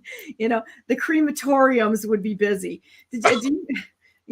Lots and lots of crematoriums. So there you go. Well, I got a lot of those in Germany. Yeah, I don't believe that nonsense either. You know what? I don't. Have you ever really looked at the gas chambers in Germany for No, logistics? Yeah, we better start questioning that a little bit. You tell me that they gassed 11 million people there to get rid of them, or executed. I think a lot more of them were done by just this open trench shooting them and letting them fall in and such. But oh, yeah. the amount of people that were killed in the gas chambers is highly inflated. I'm not saying it didn't happen, but when you look at the actual structure of the buildings, it would be physically impossible to have run that many people through there. Not that it didn't happen, but you got to realize that they are lying their tails off about everything. And quite honestly, I mean, they killed, there were 5 million Christians that were killed, 6 million Jews, and there were a bunch of gypsies. I mean, there were anyone that disagreed with them, they killed. And it was not designated to one class of people or one race, but they sure as heck have had made everybody believing that. And that's a great place to mislead people, create a victim class that can't be questioned, and then do all sorts of things behind the scenes. Now, I don't hold anything against the Jewish people. I don't hold anything against the Palestinian people or the Chinese people or any race whatsoever. I don't care if people are black, white, purple, yellow, pink, polka dot, whatever. This is a made up construct, and I reject it all. It's all. We're all made. God made us all, and that's the end of story. And I think it's all stupid. But when you get an organization or a group of people that say, like the ADL stands behind and everything else, that can't be questioned, or they lose their total shit, we have a big problem, huge problem. Nobody is above being questioned. Nobody. And if you can't question them, that's where the problem lies, right there. Guaranteed. It does. I agree. It's all leadership, because you can't tell me for 1 second that Americans, while they're sitting there laying brick on their work, are going, those damn Chinese, those sons of bitches should. I can't stand those Chinese. They have so many restaurants here. Those sons of bitches. They're not. Nobody's saying that. The Chinese aren't sitting there thinking, it would be a great morning, but those damn Americans are just really pissing me off. I mean, come on. Africans don't wake up hating people. Chinese people don't. You know what? Everybody just wants to live in peace. It's the leaders that are greedy, that want more for their country, and are able to, or willing to, use and chop off the heads of the people that feed them and give them their luxury, like the Chinese people, the German people, the African people. These people just want to live their lives, but their leaders have to have them pushed down as slaves, because how else are they going to get their reward, their just service, their riches? They steal. They're in charge of stealing from you, the population. But I, as a politician, have to come up with a good enough lie to sell to you. It's called diplomacy. I go ahead and I sell this bullshit to you. You believe it. I've got an agency. It's called the Criminal Intelligence Agency. I'm sorry, the Central Intelligence Agency. And I use them to go over to foreign countries and do criminal acts. You know what? This is all bullshit. This should all be cut out. These people, all of it, but hurting America by doing shit over there. We need to take care of our people first. Look, we used to have a country, Detroit, industry in Detroit like crazy, manufacturing in Detroit like crazy. Michigan, a big producing state. We had California with the fruits, wine, grapes, everything. Agricultural crops. Agriculture like crazy. We were building cars. We were making steel, iron. We had an industry. We had a country that was a producing country. We were, all except for fuel, oil, we were almost totally independent. What did we do? Well, you and I did. They gave it all away.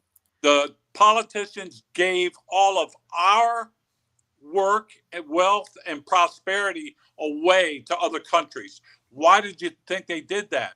They did that back in the 70s. They were doing that. They were doing it in the 60s. They were starting it. That's why they were coming up with these propaganda Twilight Zone TV shows to show the American people, look, this is what we're going to do to you. That's what Satan does.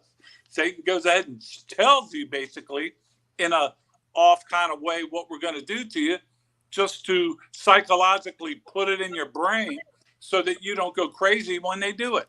Well, they believe that that absolves them from guilt. I mean, look at what these morons did with the Panama Canal.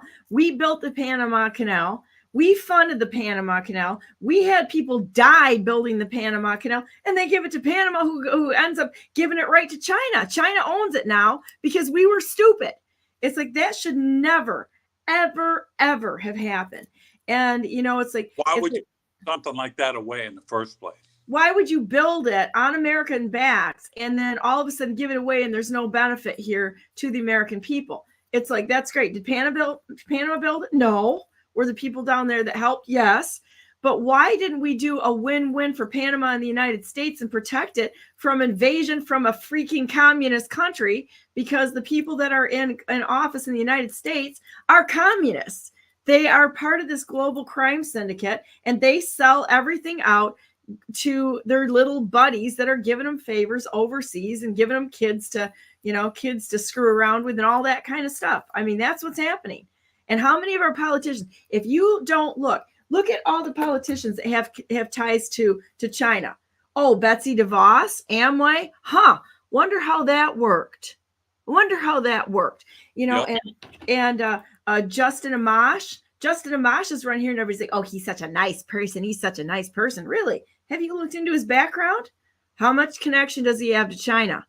You should look at that. I believe that he's behind most of the tools that went through Sears and some of the other stuff. It's not just, oh, he's got a nice import business over here on 28th Street. Come on, Harry, let's go buy a car.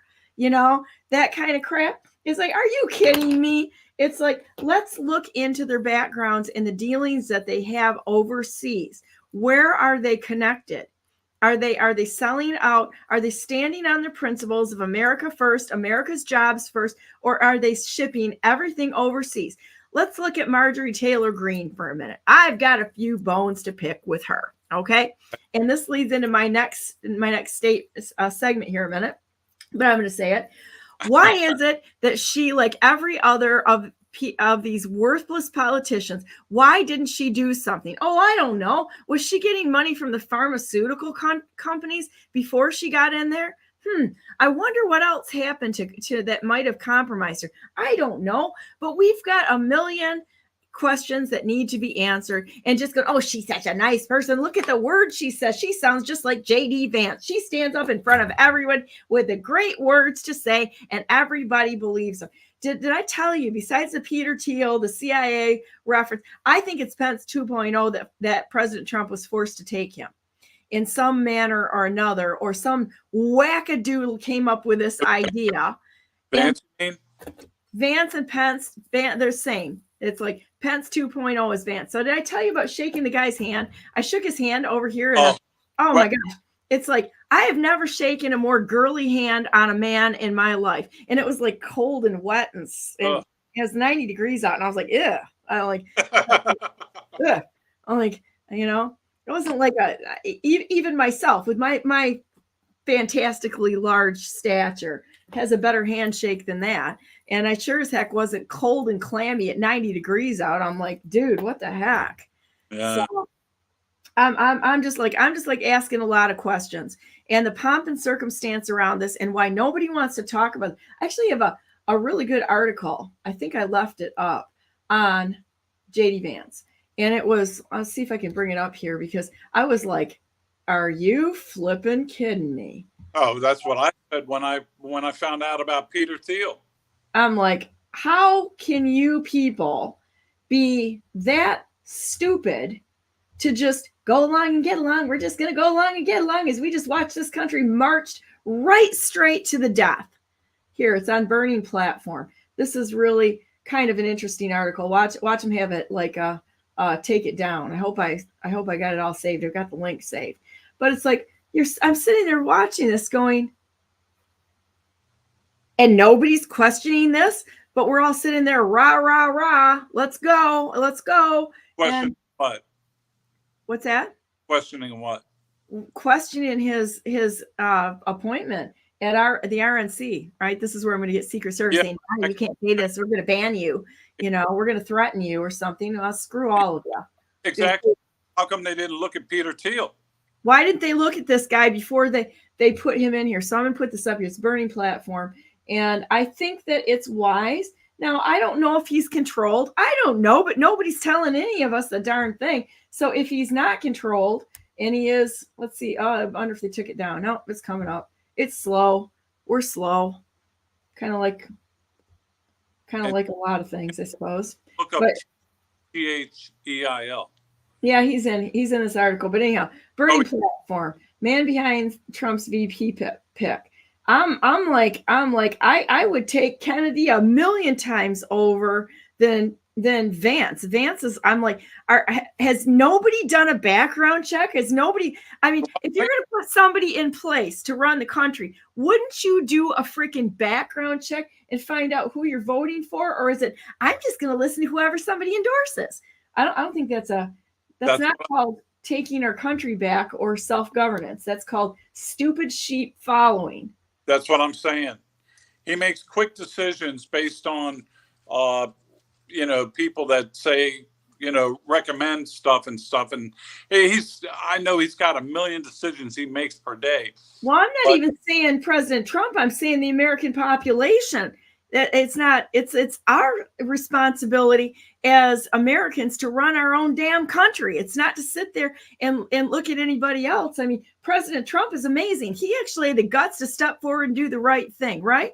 Yeah. But what are you going to do when he dies? He's close to 80 years old. And as my mom is laying on the bed, pretty much dying right now. I don't know if she's, I don't know if she should be in surgery actually. But she's dying and she's 88 years old. And it's very likely that she does not live more than a few days. I don't know. If she does, it'll be a miracle from God, right? But at any rate, it is our responsibility to look at President Trump and say, you did all of this for us. And you know what? We'll step up. Pick me. I'll help. I'll do something. What are you going to do when he goes on? You better have a sustainability plan or we're screwed. And the fact that nobody did a background check on this guy is so shocking to me.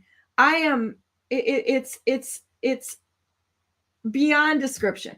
So recent reports noted that Thiel first recruited Vance into a circle while Vance was still a student. Bing, bing, bing, bing at Yale Law School. Bing, bing, bing, bing. This guy was in there in the crosshairs right from the beginning to do something. Why is he there? And why was he not checked out?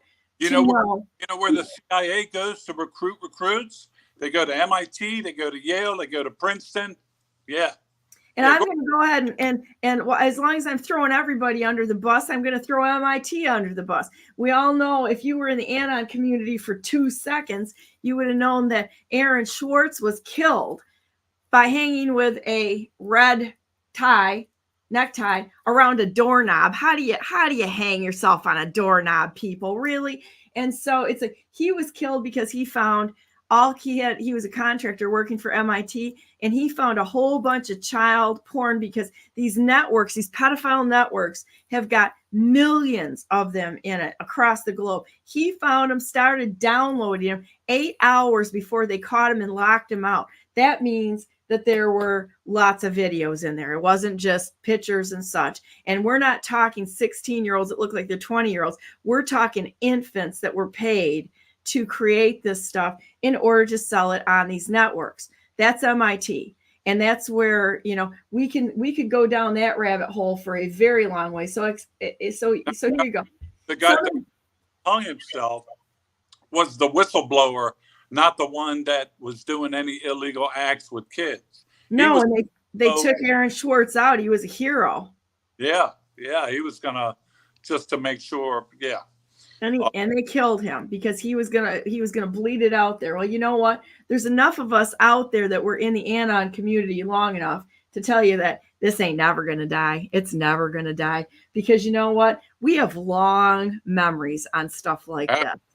And so, and if you were part of taking Aaron Schwartz out, James Dolan, John Perry Barlow,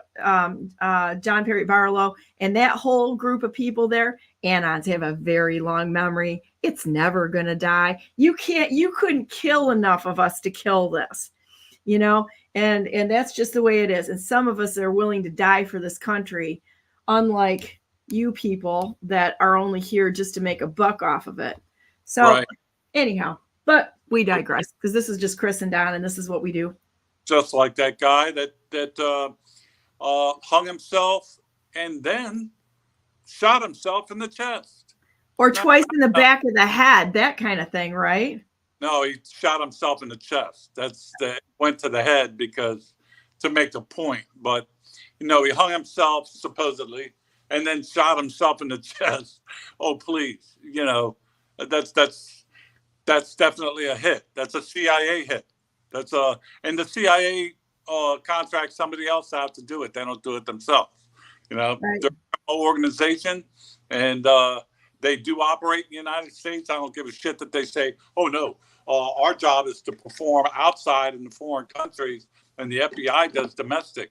Well, yeah, that's what it was set up to do, but that's not what they do at all. No, I had somebody that came to me when I was actively running. And that said, basically, you want a hit called on anybody, I can call a hit on everybody. I'm like, you're fired right now. Get out of this room. And went on his way. I immediately called military intelligence and said something. I'm like, I'm just kind of like shocked right now that somebody would be dumb enough to say that, and even stupider to engage in that kind of activity. But I was kind of like shocked. I'm like, okay, nobody carded me to be aware of how bad this is. But it's like, this stuff's going on all the time.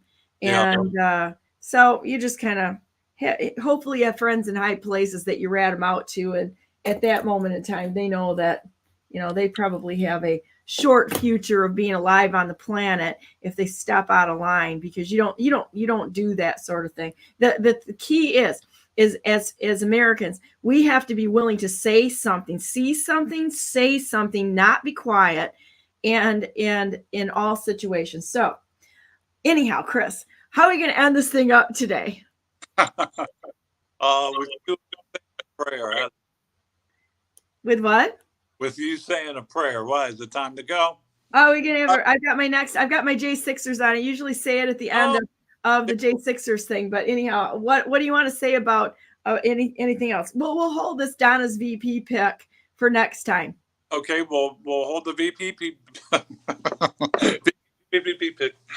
And maybe we can bring up the bombing issue with the J6ers. I would like them to bring up the fact that there were bombs placed at the DNC where Kamala Harris could have been blown up to pieces, yet she didn't even capitalize on that January 6th. So that was an FBI plant. Actually, I think it was a Federal Protective Agency plant, because it's the Federal Protective Service that winds up finding all of these bombs that are in the new tax court building, like I found, or the bench right next to the DNC on J6. Are you shitting me? And it didn't, the gunpowder dog didn't smell, went right past it like nothing. So it didn't have anything in it. So it was a bullshit bomb. They knew it was a bullshit bomb because they kept walking around like it's no big problem. No big problem. And Chris, where potentially are these things made? I have an idea.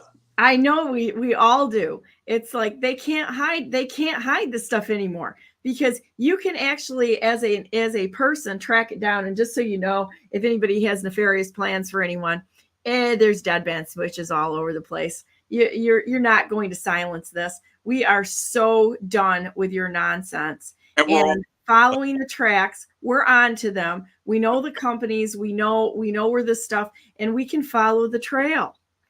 I got a company right now, and I know you do. Blamed you, and they never should have done it.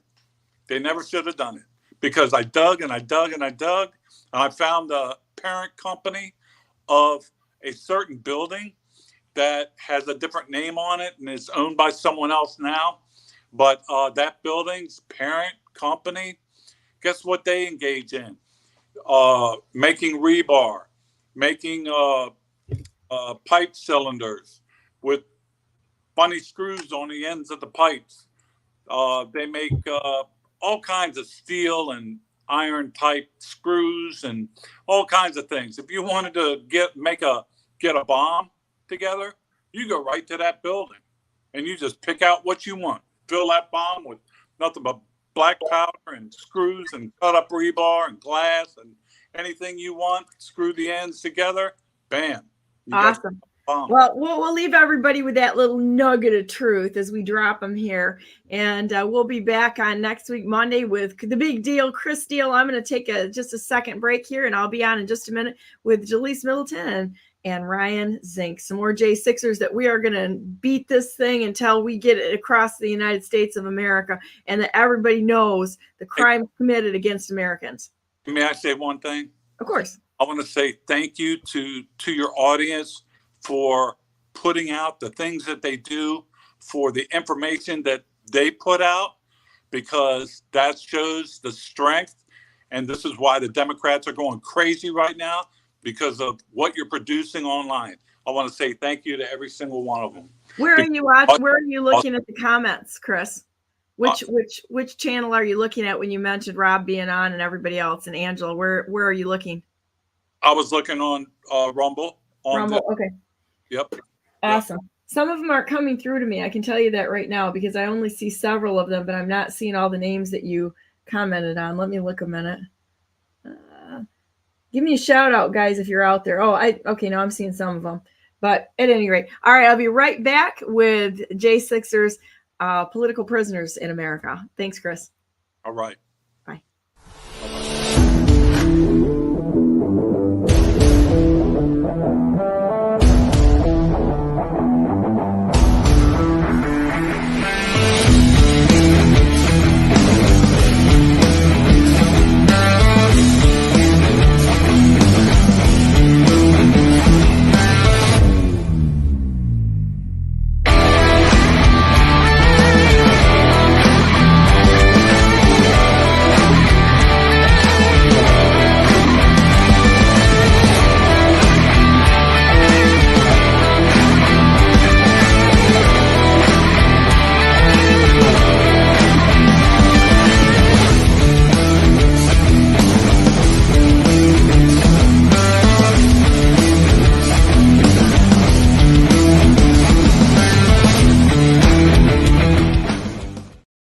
Good morning and welcome to Brandenburg News Network. This is the third hour of our show this morning, August 26, 2024, and thank you for joining the show today.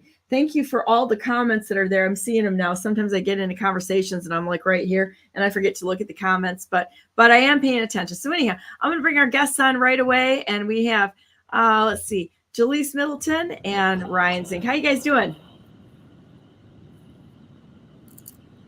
Can't hear you, Jalise. I'm not sure what's going on. Ryan, can you talk? Yeah. Can you guys hear me?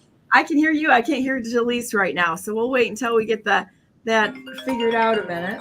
Oh, you know what? Hang on a second. While we're doing technical difficulties, the hospital's calling for my mom. I'll be right back. So Jalise, can you see if you can resolve that? And Ryan, go ahead and I know it's your first time on, but go ahead and I'll be right back. All right. So seems like we have lots of stuff going on. Well, my name is Ryan Zink. I am a January 6th defendant who's due for sentencing on September the 20th. I'm one of the several hundred defendants that had the 1512C2 removed from my charges. I was actually convicted last year in September on the felony and 2 misdemeanors. I was facing basically 22 and a half years in prison. I'm a January 6th defendant that never went in the building. I was on the east side over by the Supreme Court. And whenever I was at January 6th, I was a congressional candidate's media staffer. That congressional candidate being my father, Jeff Zink from CD3 in Arizona. And I was hired to go and document this trip about everything that happened. And when January 6th kicked off, I I was waved through the barricades, by police officers, and made our way up to the east side steps where there were some, participants that were engaged in breaking windows and things like that. Hunter Allen Imke is the name of the individual that I videotaped kicking out windows. He's a California Antifa member who received, a 4-month sentence and, thousands of dollars in fines and like 2 years of probation or something like that. And when all that happened, some of the crowd members had turned on the police officers that were up there, and I had started yelling at them and was telling them, hey, just leave them alone. They're just doing their jobs. That's not why we came here. You guys need to just leave them alone, basically. And then those same police officers, now with new discovery that has come out that was not made available to me at my trial, the police actually pulled me and my father behind the police line after Ashley Babbitt was murdered. And I actually have new evidence that one of the Capitol police officers perjured himself in his testimony. So, we've got some things going. I appreciate Barry Loudermilk's office and, some of the things that Jim Jordan and a couple of the other congressmen are doing. But I think that, all January 6th defendants as a whole should be entitled to have all of the discovery that was taken by the FBI, the CIA, and then, of course, the ever lying and distrustful January 6th committee that was formed of, Liz Cheney and Benny Thompson and all of them. So I've got some things going forward. I'm immediately going to appeal. Right now, when they talk about the needs of J6ers and like what needs to happen, like platforms like this is one of the biggest, advocate tools that we could possibly get, is to get out and share our stories and to, show people, the human side of, what the government has tried to do, which is to destroy the patriotic American family, I agree with you with that. And thank you for jumping in and being able to punt there. That was the hospital calling, and so my mom's in the hospital right now, so I had to answer the doctor's call. So I apologize for that, to abandon you for a minute, but you did like a champ. That was great. So. Well, as a congressional media staffer, and I'm also running again for Congress in 2026 against Jody Arrington, from West Texas. I find it completely ironic that, we had Donald Trump's son, Don Jr., was in Lubbock, Texas on the 23rd, and he was giving a speech, and they brought in Dr. Simone Gold and John Strand to speak, when Don Jr. was there. And yet here I am, the only January 6th defendant from Congressional District 19 who ran against Jody Arrington, and I wasn't allowed to participate in the event, because there's some ties. And that's not a knock at John Strand or Dr. Simone Gold. They're both fabulous people, or even at Don Jr., because I think that Trump's presidency is the only answer that we have right now, for this nation, because I truly, truly believe that Kamala Harris will destroy us in its entirety, the way that they've been doing it over the last 3.5 years. And, so it's interesting to see all of these people. And it's the exact reason that I ran against Jody Arrington, was because he doesn't speak up. I don't feel like he is a man of the people. I think that he's only there because he went to the local university there in Lubbock, and he worked for the Bush campaign, which I think we've all seen some of the stuff that's come out of the Bush campaign, and being a prodigy of that is not something the Bushes are globalists. There's no two ways about it. They're globalists. They were funding through the North Sea Standard Oil. They were working both sides of World War II. They have been involved in this for a long time. Prescott Bush was the banker for the Nazis. This is not what we think it is. And so when we look at the labels of Republicans, Democrats, or whatever, you really better do your research on these people, because some of these people are monsters. And then you look at the CIA connections with George Bush and such. I give nobody any credit for having the pedigree. Absolutely. I've seen and heard a little bit of that stuff, but the primary focus that that I have as a congressional candidate, and as well as a J6er, is that what happened to my life and to Mark and Jalise Middleton. For the other guest that's on this show, some people are more familiar with her. I know she's been on here a few times. Is that if left unchecked, our federal government is going to do this to every American family. And so that is my battle, is to go out, and my primary mission in life is to spread the word of God, to preach the gospel out to everyone who would need it. And then secondly, to protect the American family, because it's in God we trust, not in government we trust.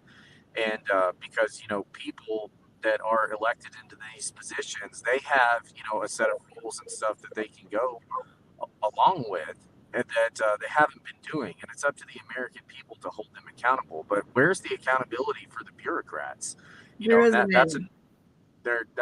one of the biggest things that I'm trying to wake people up to. You look at Anthony Fauci, he's one of the worst bureaucrats that we've ever seen. He's possibly responsible for the death of millions of people that, I'm sure the investigations are going to, be opened wide up. And then at the same time, while completely, being devoted to changing, all of these three-letter agencies and the government to benefit the American people, we still have to bridge the gap with the other side. And I think in recent political spectrums, we see things like, RFK Jr. joining Donald Trump, as a campaign, staff member, and being a member of his cabinet, pulling people together and doing the right thing, I think is the biggest portion of what America needs right now, because we have gone far too long unchecked with our three-letter agencies. Like in my case, the original arresting officer, the FBI agent Michael T. Brown, out of the Washington field office, he stated that in his findings, and I'm quoting here verbatim from his account, it says the actions of Mr. Zink led to violent entry into the Capitol, the assault of multiple police officers, and the death of a federal police officer.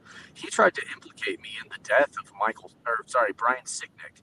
And, we just saw Brian Sicknick's brother and his mother go on at the DNC convention and say everything except the truth of what happened. Like, Brian Sicknick was not hit by one of the January 6ers. There's no evidence to that. It looks that he was struck with a fire extinguisher by another police officer. And, that was my original arrest warrant that came from the FBI. And, one of the things that we need to do for accountability, like on a majority of these January 6 cases, is that FBI agents, when they go in to these federal judges like Sia Faruqi, who has signed off on probably 95% of these arrest warrants and sworn affidavits by FBI agents, they don't have to present any evidence. They're basically just given this free reign, this card that says, hey, what's up? I'm an FBI agent. I swear that and attest that the above is true.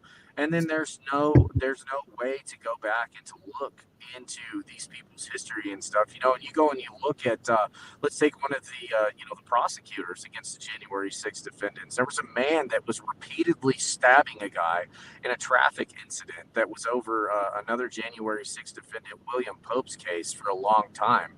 And, they were trying to, preposterously let this guy pose as a prosecutor, and then yet he gets into a single, like fender bender style accident or a minor inconvenience on the highway, and he repetitively stabs a guy. Like, he's currently in custody, so it kind of makes you wonder what's happening, and then there's these malicious prosecutions with the 1512C2 that we had to take all the way to the Supreme Court, that was fought all the way up. And then, we had a few surprises and some decisions up there on some people that it should have been clear and cut. And then, we have very, very surprising, Democratic standings that upheld that ruling to state that, that wasn't happening. And, the selective prosecution of January 6th defendants, we had a protester ripped the microphone out of Kamala Harris's hands, while she was speaking, not just a few days ago. And in every single January 6 case, the prosecution puts on that each and every single individual that was at January 6 knew that Mike Pence was in the building and that he was protected by the Secret Service. Why has this guy not been arrested? I mean, he literally touched the vice president of the United States of America, Kamala Harris. And yet, where are the charges? Where's the outcry? Why aren't prosecutors, removing this man from his home at 4:15 a.m. by driving through the front of his house with a battering ram like they did me? And, so many other January 6 defendants. And I just feel that we're a long ways off with our justice system, and so that's one of the reasons why I will be. I was never political. I was never political. I didn't care at all about politics. The only reason that I voted for Donald Trump the first time was because I wondered to myself what kind of woman would stay with a man like Bill Clinton. And there was all the Haiti stuff that was going on, and just all the different angles and stuff. And I was like, I don't want this. And then we basically see the Tony Stark of presidential candidates come out of the woodwork. A billionaire playboy philanthropist entrepreneur decides that he's going to throw his hat to the ring, and I work in the oil field. I'm out here right now on a break, and to take time for the show. And I thought to myself, I was like, man, if he was able to set the finances for like the GDP and the national debt, and eliminate all of the deficits that we have, that might be good to actually put a businessman in to see instead of an attorney, because I don't even trust attorneys. Look at the attorneys in a lot of these J6 cases that are going. I understand there's about a handful, 6 of them are not good at all, and some of them they try really hard, but these are average American families too. And if you look statistically at some of the work, like Trennis Evans, what he's done is he's gone in and he's looked at the financial allocations of families of people that were arrested. And you don't see any super rich January 6th defendants, because I feel like they were targeted strategically for not being able to defend themselves so that the government could get convictions. And, that's why they play hardball. It's the reason why they come after, people is that they know. I think the last number that I saw for the total amount of money spent on January 6th in the prosecutions was somewhere close to the range of $66 million, of the American taxpayers' money. And they're still ramping this up, by the way. There were more January 6th defendants arrested yesterday. Were there really? What is the reasoning that this is, how can they possibly justify this? So I think so. It's okay. I could carry the show for 4 hours, and I know Jalise could too. I think that the political persecution of Trump supporters and his followers has got to be one of the biggest attributes to this, because I was completely nonviolent on January 6th. I was helping police officers. I have that on video now, like I was alluding to earlier, that I now do have. Am going to be pursuing perjury charges on one of the government's witnesses, if not 2, because I think that I can implicate the other in that. And I think we're all forgetting a big step of this. I think that Jalise, that you. Yeah, I've got some. We're really big time. Which this is not uncommon for my shows. I feel like interference because I'm educated and spoken well.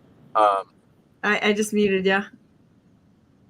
So yeah, I'm not sure what's going on there. I mean, you've been on every single day for a while here, so there's something going on. If you want to try to leave, me. If you want to come, it's probably me. My shows get messed with all of the time. So do my dad's shows, because my dad's an election integrity expert in Arizona, and there's all of these little tricks and stuff that happen behind the scenes. So interference is nothing new. I've just gotten used to it. Modern technology creates modern inconvenience, especially when it's tampered with. And so anyways, going back to my last point is I think that a lot of people have overlooked that currently the non-elected or voted for but selected presidential candidate for the United States on the Democratic side is a corrupt prosecutor.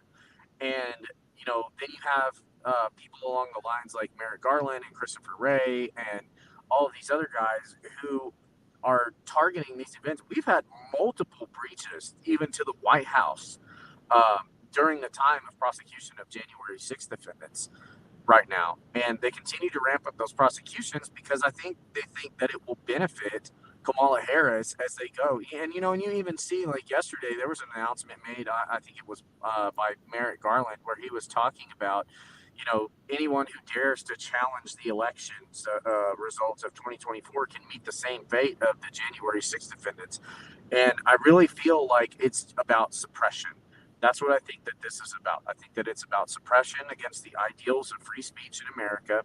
I had the right to say what I had to say on January 6th, and they didn't like that. So they implicated me in these, trespassing charges and this and that. And there's absolutely no chance or no way that a police officer waving with both arms, could be taken or misconstrued that they were allowing people into the area. And then not to mention for the fact that for 38 minutes on the East Porch, I am working side by side with police officers who are giving me instructions to stay into an area and take pictures of people who are either assaulting them or destroying the building.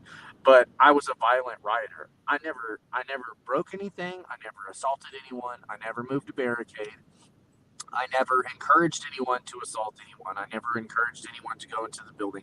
I spoke on social media, and that was how they found me. And, whether or not you disagree with the points that I made on January 6th, it doesn't negate my First and Fourth Amendment rights to be able to say what I have to say and take my grievances to the government. And that was why I decided to run for Congress, because I didn't just want to take my grievances to the government. I wanted to make them count. And that's, changing legislation and removing unconstitutional laws. Because again, what does 18 U.S.C. stands for? It's United States Code. Code is not necessarily law. And I think that it's time that as an American people, we start to look at what the law actually is and start eliminating portions of law that are repugnant to the Constitution, because there are so many of them. If you look at Missouri this week, there was a federal judge threw out the case of a man who was in possession of a machine gun. And he stated that the government failed to meet its objective to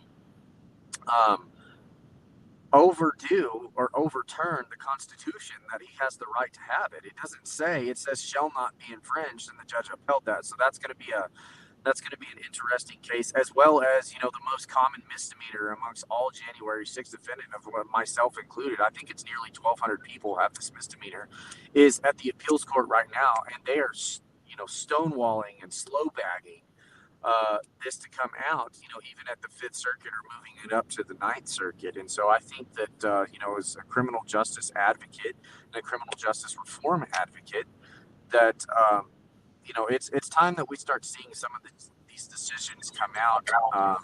That's not to say that I don't think there were some guilty people that were at January 6th that day. Whenever you look about the FBI, I think the FBI was guilty. We need to talk about that.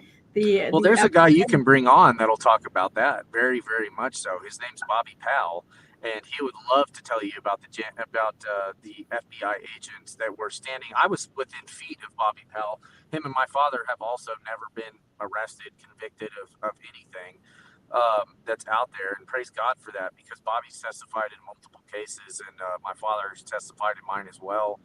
And it just I think that there's a lot there. It's not just the FBI, it's the CIA, the Department of Homeland Security, then you have Muriel Bowser and all of these other people that were involved in all of this stuff. And yet there's not been one person who's had any range of accountability. It's all just been placed on the people who are standing there. And the United States Capitol is the house of the people. And so I think that's, why it's important that we get these, we get some transparency. And, previously in your other segment too, you were talking about, like congressmen and congresswomen who haven't done anything. You were talking about Marjorie Taylor Greene, about why she hasn't spoken up. Well, I just wanted to let everyone know that I actually subpoenaed Marjorie Taylor Greene, Jim Jordan, at the time, Speaker McCarthy, and there's one more person, but I'm not drawing it right now because it's been a while since I've talked about that. They all sent staffers over and rejected. Are you kidding me? To testify, and that's in the court records. You can go and find that on Pacer under my case, and wow. It's just, there's a lot of this that I think that it's done good. It sets some precedents for the protection of the American people. But what most people don't realize, even on the Democratic side, is that every single one of these court cases that goes through, they're setting precedent to take away the rights of everyone for any type of particularism like this. So if you're a Democrat now and you really hate Trump, just imagine what happens whenever you're at a protest and the tables can be turned on you. You see, it's not just about protecting Republicans or protecting January 6th defendants. It's about protecting America and the American families, because that's what this is about. Our founding fathers based this country on two principles: religious freedom and being able to be the leader of your household. And as a matter of fact, when the Constitution was written, there's several sayings that says, "I've now given you a democracy. Let's see if you can keep it." But the Constitution and our government was written for people who believe in the Lord Jesus Christ. It was written for Christians, and people who don't follow that allocation of Christianity, or don't believe in Jesus, or don't follow or practice, Christianity, they have a hard time sticking to it, because when you don't have a guidebook of morals and ethics, you're pretty much at the whim of whatever the law or the current standing is. And even Jesus himself says, give unto the Lord's what is the Lord's, and give unto Caesar what is Caesar's. And to take a sidestep from that, that's not in the entirety of what he was talking about there. But when you look at where God draws the line, he tells, even slaves, serve your master. Well, I only have one master, and that's the Lord above. And until I take my last breath, I want to set an example for my children, and to protect the American families of West Texas and the United States of America. And I hope that in 2026 that, the people of my district will be able to see just how much of a coward Jody Arrington is, and that we would be able to progress and move forward and get the Bible back where it belongs, which is everywhere, in schools, in our government. And my father's going to be preaching from the floor when elected in the House, to make sure that the Word of God is being said all across America. After the cameras and everything are off, he's going to be preaching the Word, from the congressional floor.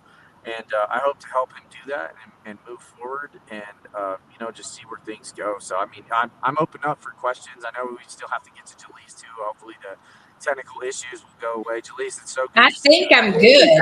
She's here, so we finally made it back on. So how are you? Yeah, I could tell that was a FBI attack. I could see it happen in real time. So it's like, well, you'll have to start over with this one now. But anyway, we're not going to stop here, so just keep Ryan, going. thank you for sharing all that you're doing, and for staying in the fight, even when it's not for your own welfare. I understand that as well as you do. And it's very, very frustrating when you're laying it all down and nobody's picking it up. When we see the truth that this is a war of good and evil, and everybody's just sitting back scared, and it's like, you have to turn back to God. This is not an option. I know you're thinking it is, but you have to bow. And the scripture does say you're going to bow. Now, whether you're in hell, whether you're on earth or in heaven or in the dirt, wherever you are, you will bow. And so the decision is, when do you want to bow, not if you're going to bow. And that's what scares me the most, is because our nation is at risk of being lost right now. And we're still out there trying to tell people we're in a war.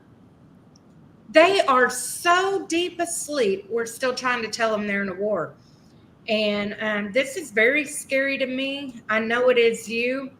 My husband ran for office during J6, after getting arrested for J6. And the government's not too fond of it. It makes them very. You guys dared to poke your head up and say something? You dared to do that? Oh my gosh, they can't have that. They can't have that. And I don't believe, I'm probably different than a lot, but I don't believe that Democrats are bad. I know that's really hard for conservatives and Republicans to hear, but I see more dirty Republicans nowadays than I do dirty Democrats. At least a Democrat will tell you to their face that they hate God and hate you for liking God, whereas the Republicans will sit back and act like they're one of you and then attack you. And that's exactly what I feel like has happened to the January 6th defendants. I think we're in a world full of cowards that is handing over our country. And I'm just grateful for people like you and your dad that are standing on truth. But I just wonder, what do you see for our future? Well, I think that I think that the future is still bright for America, because I think that a majority of what is, conflicting in our country right now is not a matter of Republicans, Democrats, anything. I think it's a matter of the heart, and I think that it's a spiritual battle. I do believe that spiritual warfare is taking place all over our country. And I think that it's, just manifested its way to the head of our institutions, because I meet people all the time in my district that are Democrats, are Republicans, are independents, who Green Party. I have people that they don't identify to any particular party. Construction workers, nurses, teachers, firemen, oil field workers. I'm an oil field worker. Lots of guys out here, they still don't know what's happened, because we don't have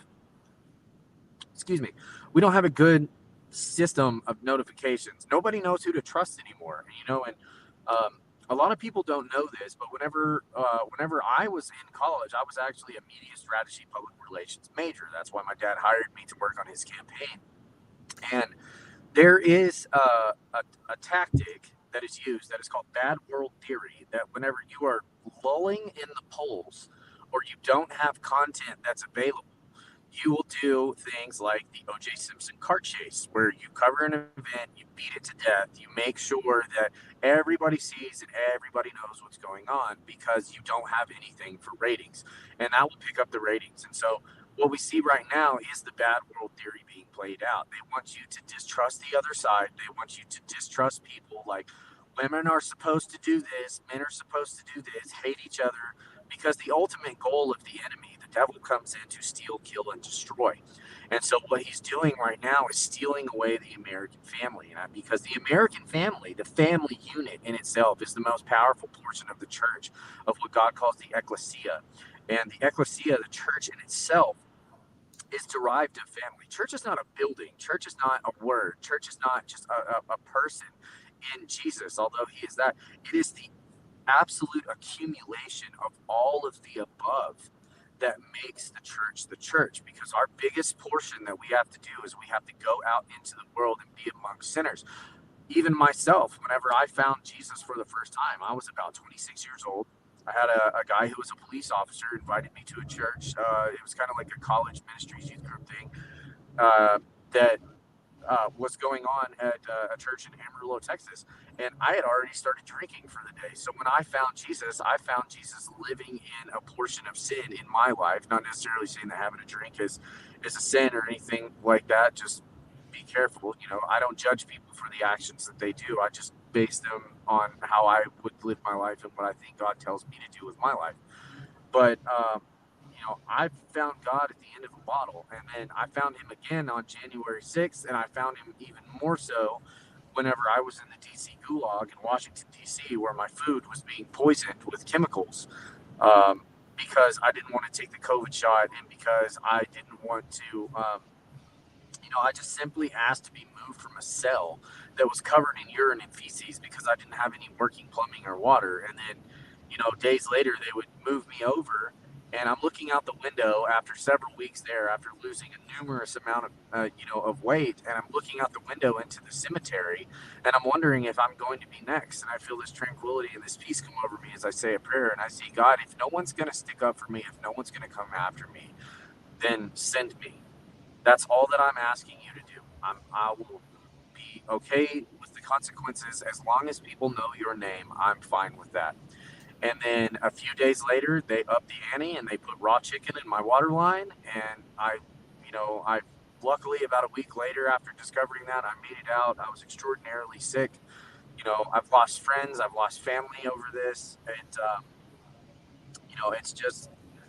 it's come down to one standing factor: Jesus Christ. That's the only way that I can do this. And I've met some great people along the way. I don't actually think that there's any bad people from January 6th. I think some people said some things that were bad, stuff that we can't agree with. But when you look on the other side too, there's been no accountability, Right. of things that have happened. You have Now, police I got to officers. stop you a second, because I'm going to tell you what.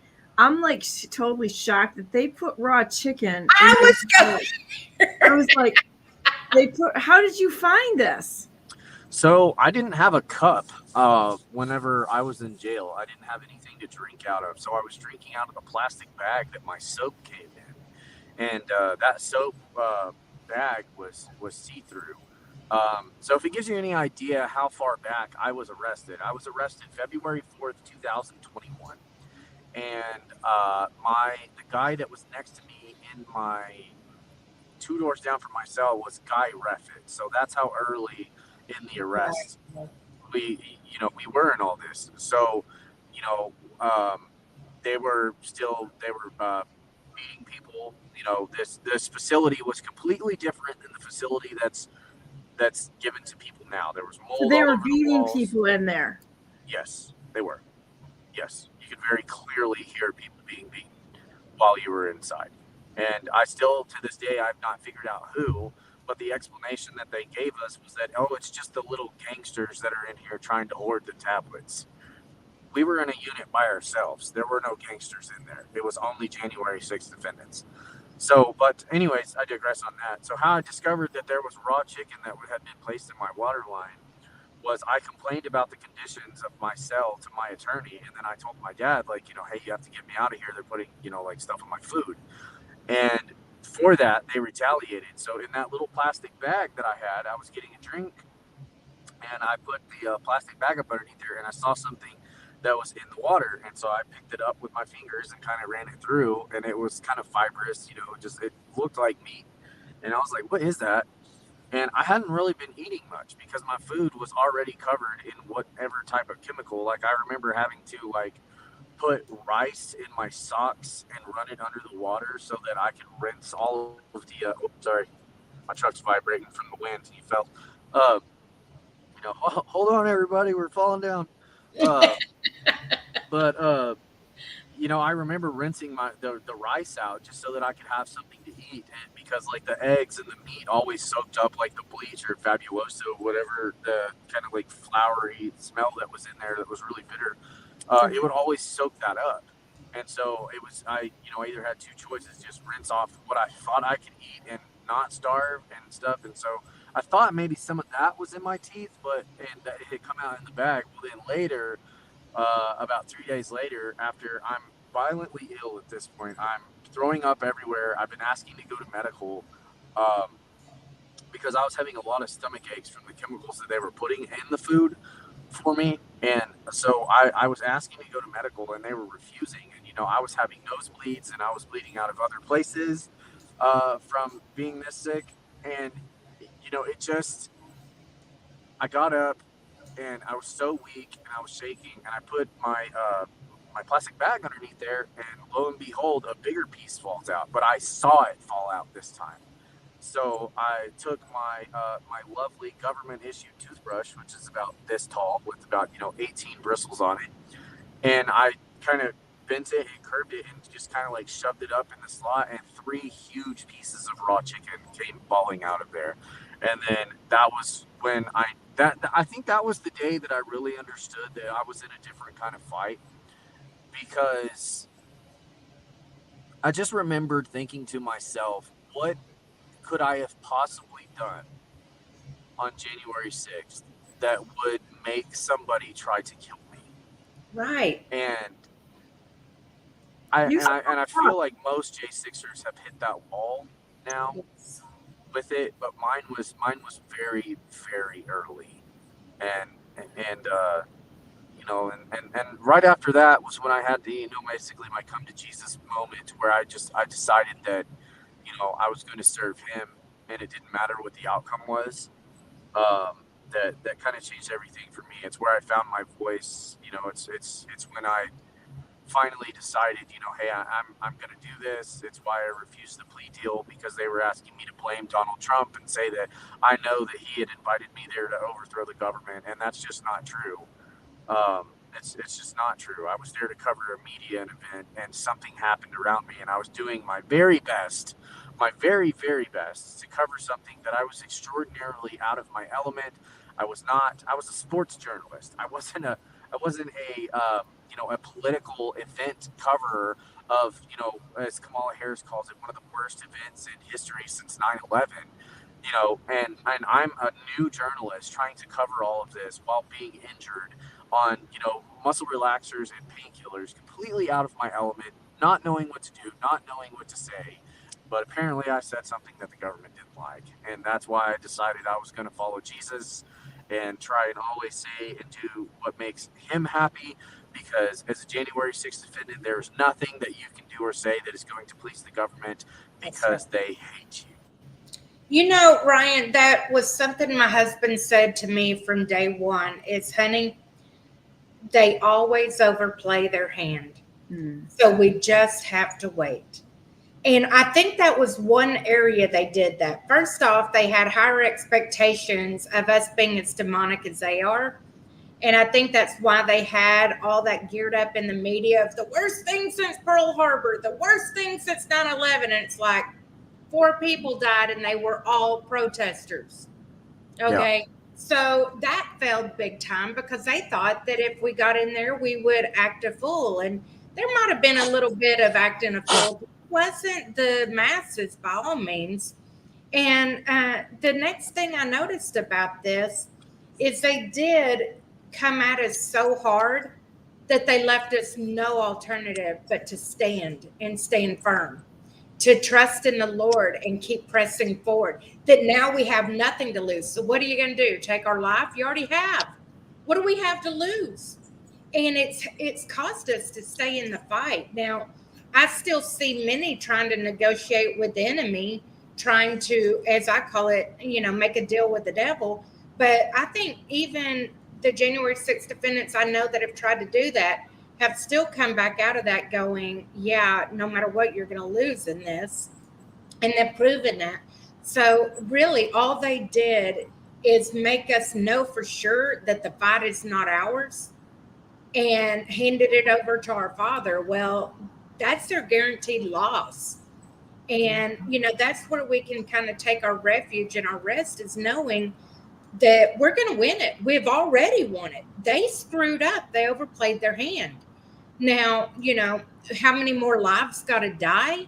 Well, that's going to be up to our Father, but he wishes no ill on us.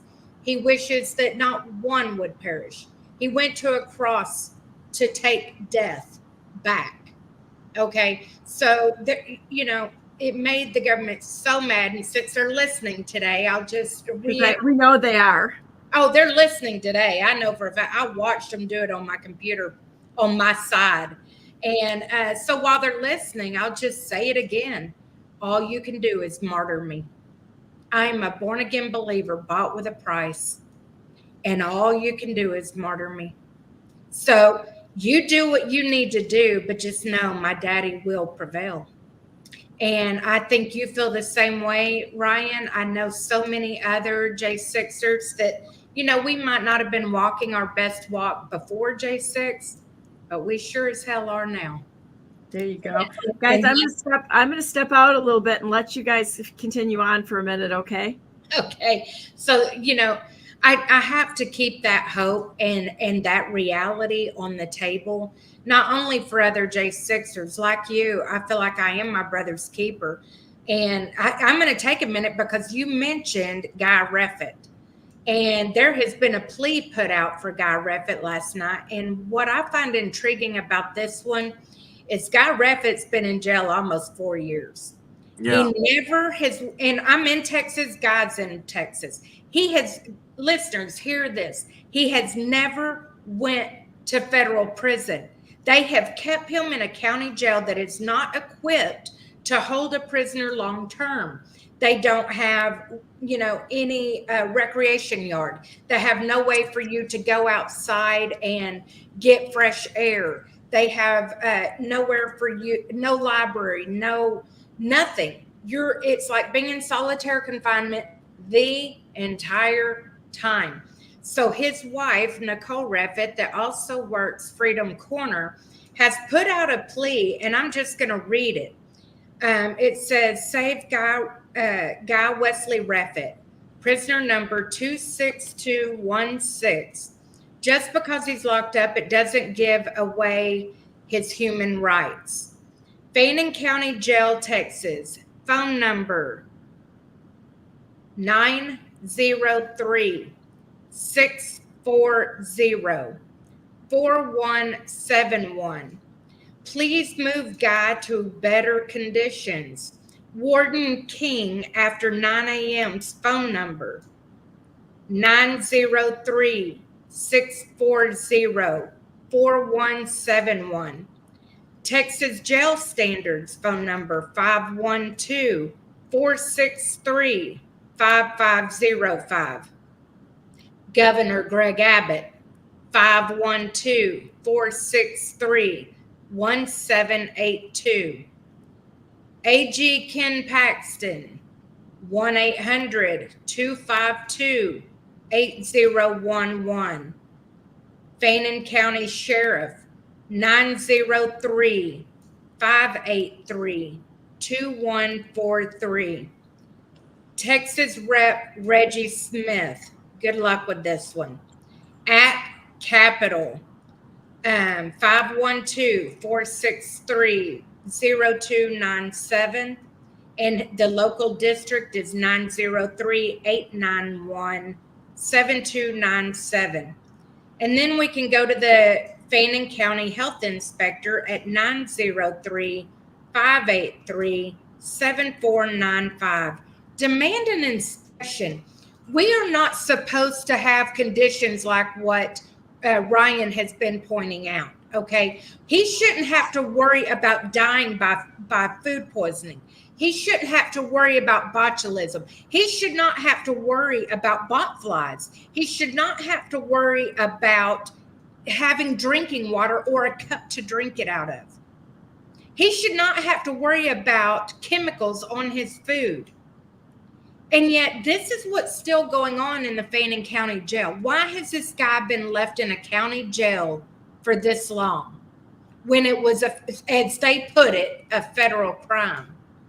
Okay, that not only speaks to who's in Fannin County that should upset everybody, because obviously they're in bed with these people, but it also speaks to the traumatic human atrocities going on American soil. And this is in Texas. I am, like you, Ryan, I'm embarrassed this is coming out of Texas. That sounds like something that should be coming out of Washington, D.C. That's the low class, okay? Not Texas. We always took the high ground. Where did we lose our ground that now we're stooping as low as they are? I don't understand this. And how are we going to fix it? We really have to start asking these questions. Well, I think the best way that we fix this is one of the things that I've learned after actually being in politics for 2 years is that federal elections are lost at the local level. And if you or somebody that you know is not happy with your mayor, like let's take Surprise, Arizona yesterday. In Surprise, Arizona, the mayor had a constituent arrested for bringing up their disapproval of several of the candidates that were there, including themselves, and they had her arrested. This has already been litigated all the way to the Supreme Court that a constituent cannot be arrested for, outside of like the obvious, like assault, things like that, for speaking at a community town hall meeting. And they had this woman arrested, and her First Amendment rights were completely violated for doing this. That mayor needs to be impeached, and the people need to go in and they need to elect somebody, whether they disagree with that or not. I talk to people all the time that I think are morons, plain and simple. I don't like them. I don't like what they stand for, but I listen to them and I talk to them, because even though I disagree with a certain aspect of their policy or I disagree with a certain aspect of their standing, they may have an idea. But the thing is they're allowed to talk. They're allowed to participate. They're allowed to be there at these things. And and I see this all the time. Like there's a politician in my area that no one likes. Nobody. Everybody doesn't like him. But he won his election again because of the other things that he stands for. He's been kind of beneficial in some of the things that I'm doing and may have some use in the future. This is politics. This is people. We can't place judgment on people for their opinions, but we're getting to a point where we're living in a police state of those that have come to power that are overusing that power. Because I'm just going to be completely honest, the oversight committees and all this other stuff, they're feckless. They have nothing that can. There's no teeth. There's no teeth in this. The American people are the ones that have the teeth. We're the ones that have to go in and say, hey, you suck. This is the way that we're going to do this. You're gone. We're going to put somebody in here. Everybody wonders why Clay Higgins has such a successful run in his political career. I think that Clay Higgins is going to be astronomically invaluable to the investigations that come once Donald Trump is back in office and Lord willing, on January the 20th. Because then we've got 4 years to right the ship. We've got 4 years. And that doesn't mean, that we're going to go in there and just arrest everybody like they've done to us. But there need to be some arrests over this. There need to be some federal judges removed. There need to be some federal prosecutors that I believe federal prosecutors at this point, along with the 1512 and the overcharging and the overreach and, not allowing for, transfer of venues. I believe that there's some people that are going to do some serious prison time for, ethics violations and for, a lot of stuff. But none of that's in our control unless we win at the local level. So those are the people that go into politics. Those are your Kamala Harrises that sleep their way to the top, that, get everything done. They know the right people to be around and to be with. And this is why you have to watch your elections, watch your votes, watch the polls, vet your candidates, and go in and find out who the best representation for your area is.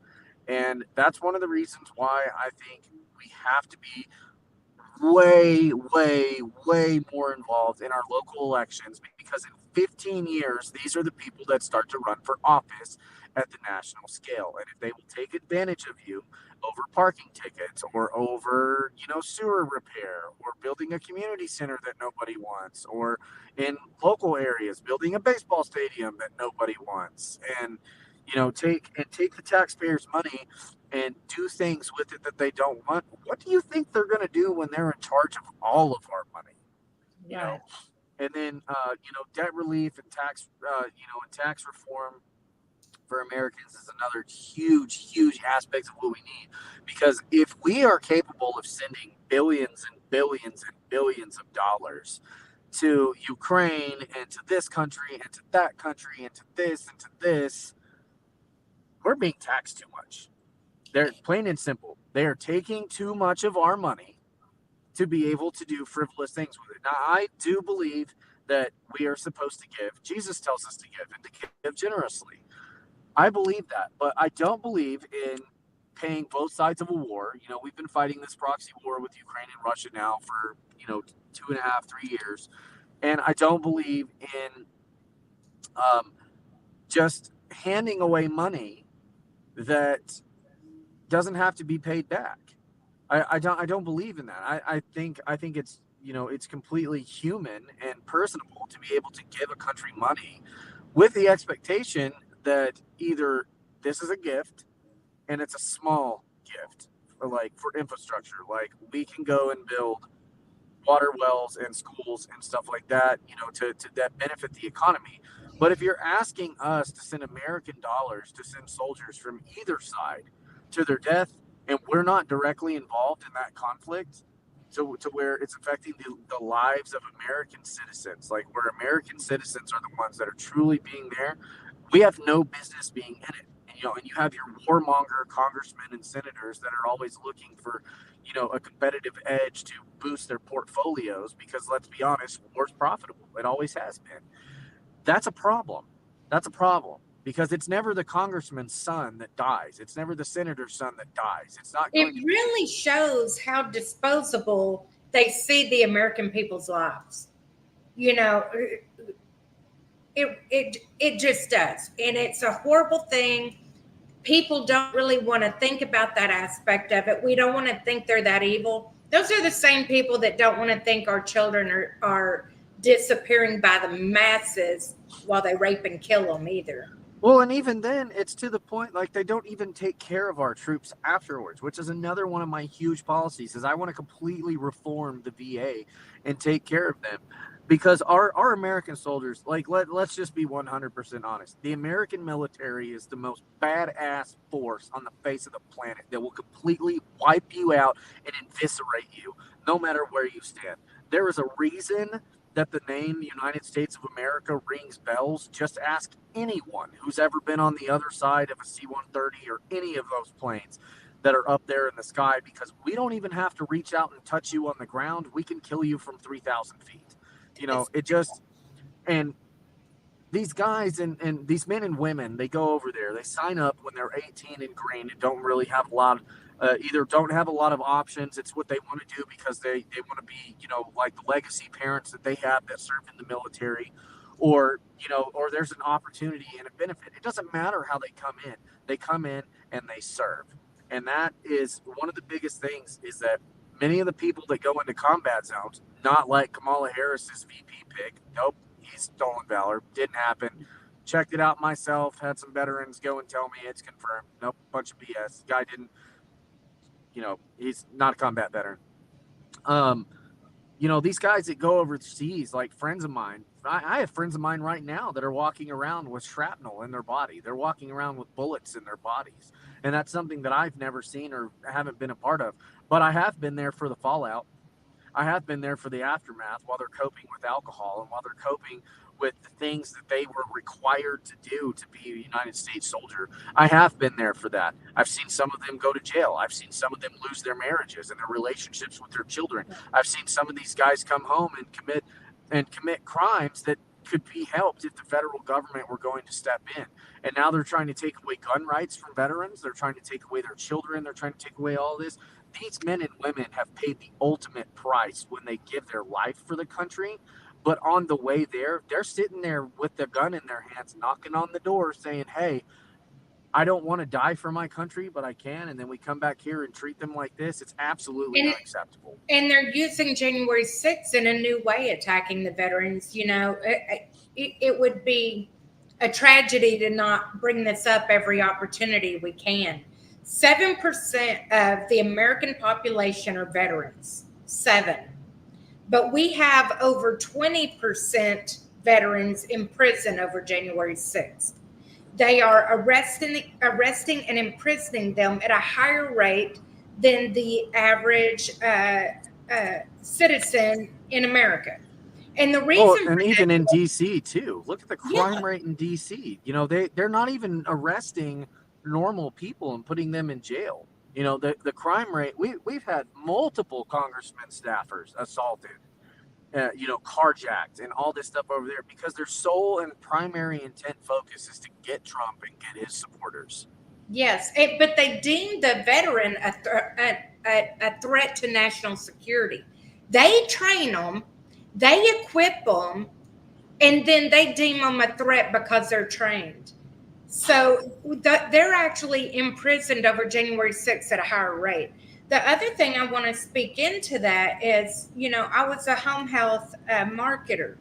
So I worked with veterans at a very high level because, you know, people forget about them, but they carry such a high risk for so many more diseases in their late years because of their chemical exposure.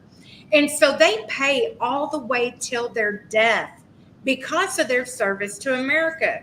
But then please understand, just because they're a veteran does not mean they're getting veteran benefits. Right. Because they treat it like a handout, like Medicaid, that only if you're low income and have medical needs do you qualify for your veteran benefits. Only if you have certain levels of service. And then they determine your level of assistance from the government based on how you served. Was it during wartime? Were you stateside? You know, was it during a war era, but you're stateside? I mean, they take all that stuff into account. And so here they are, sick as a dog. And because they happen to have made a go for themselves and earn an adequate living, now they're not receiving any veteran benefit because they're too high income to get it. Now, they worked and earned this. That would be like you earning a pension and them saying, well, but you know, you were able to make a good go of it, so we're not giving you your pension. which is Yeah. what they're doing with the That's veterans. it's an atrocity all the way around. And and it just for me, me personally, I had family members that were in the military. I'm starting to see the fallout of some uncles and stuff that have served, in Vietnam and a couple of other things, and watching that decline. And and they say that there's not a lot that the average citizen can do. You can vote for people that are pro-military and that want to make a difference in the total aspect. And it pisses me off so bad sometimes to see just how dilapidated these VA centers are. And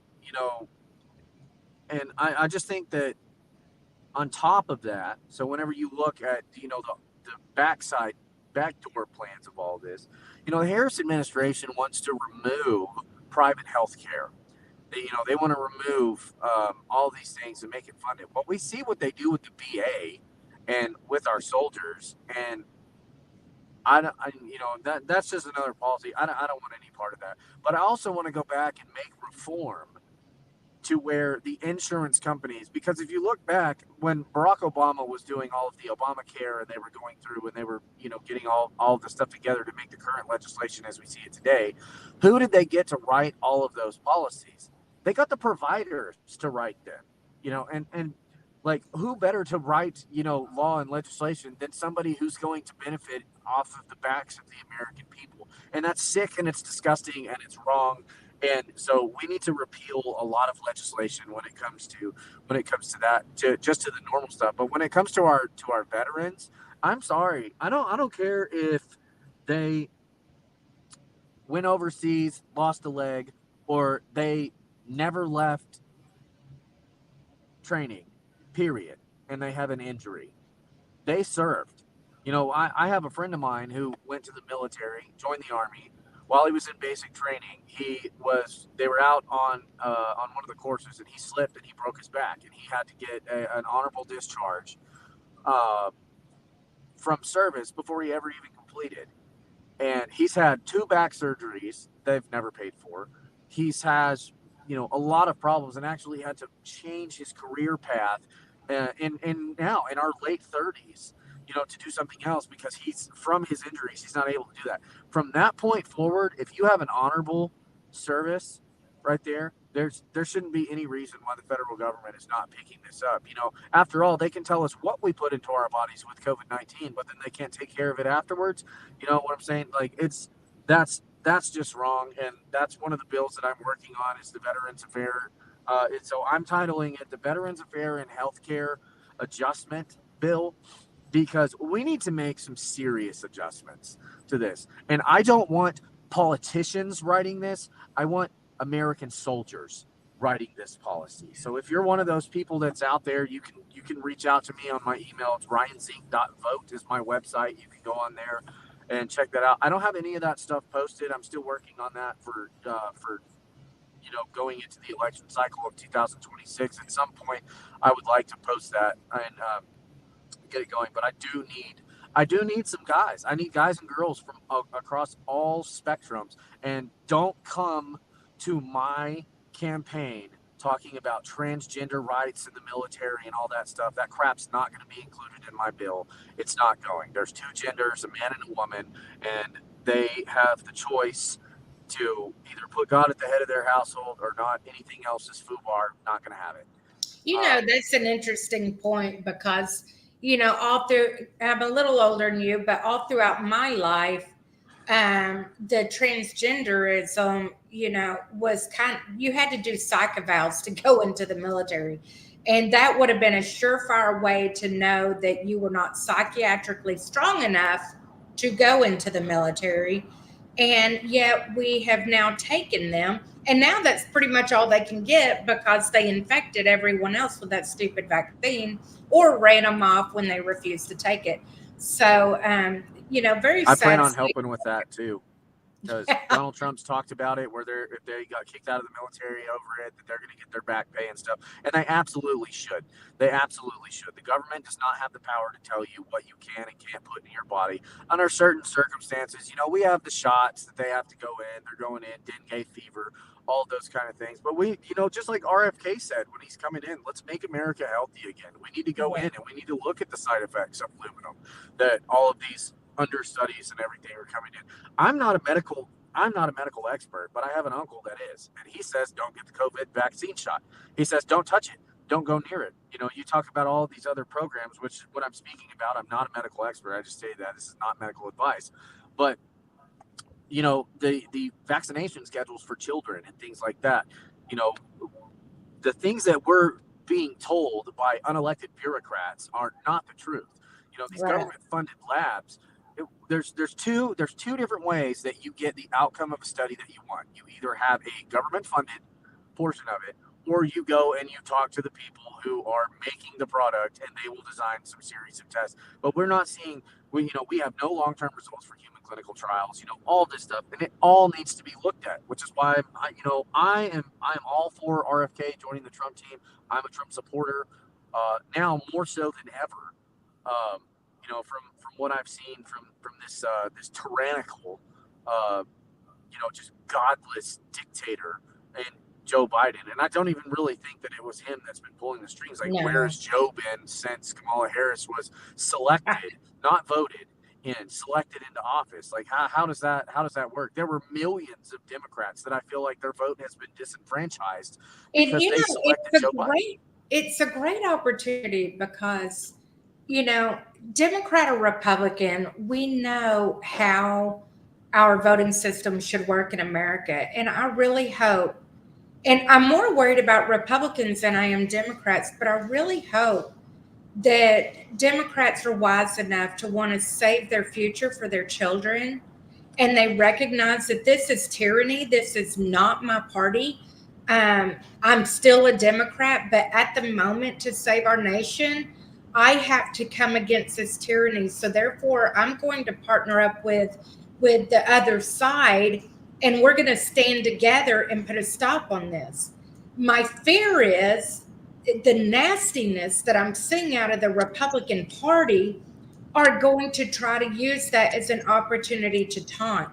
And I would just encourage people to remember who they are in Christ, and that we are all broken and fallen, and that none of us have all the answers and won't know until we get up there and ask Peter and hopefully Jesus. And in the meantime, be the person God called you to be, and let's all bond together.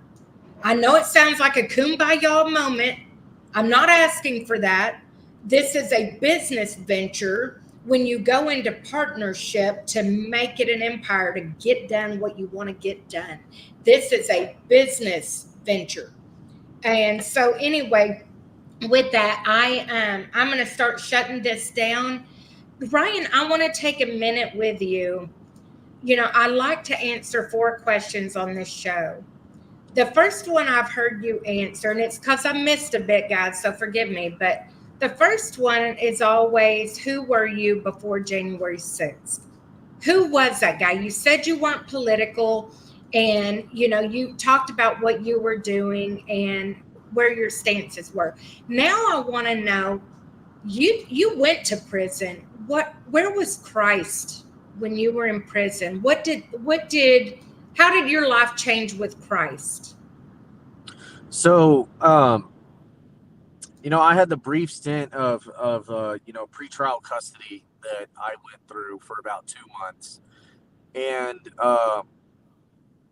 it was kind of incredible. I didn't really know what was going. I thought surely this is a mistake that they'll figure out. And then I slowly figured out that, they're going through with this. Like, they're actually going to say that I killed a cop, and, they're actually going to say that, that I forced my way into the Capitol and all this. And then Christ, at first, it was just holding on to a Bible. It was something physical to touch, like a comfort item. And then the first service that I was in jail, it was not exactly the message that I wanted to hear. Sometimes when you go to church, you don't really want to hear what's being said that day. But that's the beauty of God, is that his introduction, just being amongst the church, amongst fellowship, will put you in places that make you feel awkward. And then by the end of where I'm at now, my faith is everything. It's helped me be a better father, a better husband. It's helped me to adjust on the political scale of things that I stand for, and the way that I address people and constituents, and so while I was incarcerated, towards the end, it became everything, because I thought I was going to die. And I think that that's one of the things that changes people, is once you've been that far, there's not much else left to go through. So yeah, I think that's kind of rounds it That out. is, I can relate to that for sure. And the next thing I want to answer for people, where are you now? Not only emotionally, but also career-wise. I mean, are you back on your feet? Are you still deep in this battle? Are you looking at imprisonment? Are you on probation? Where are you?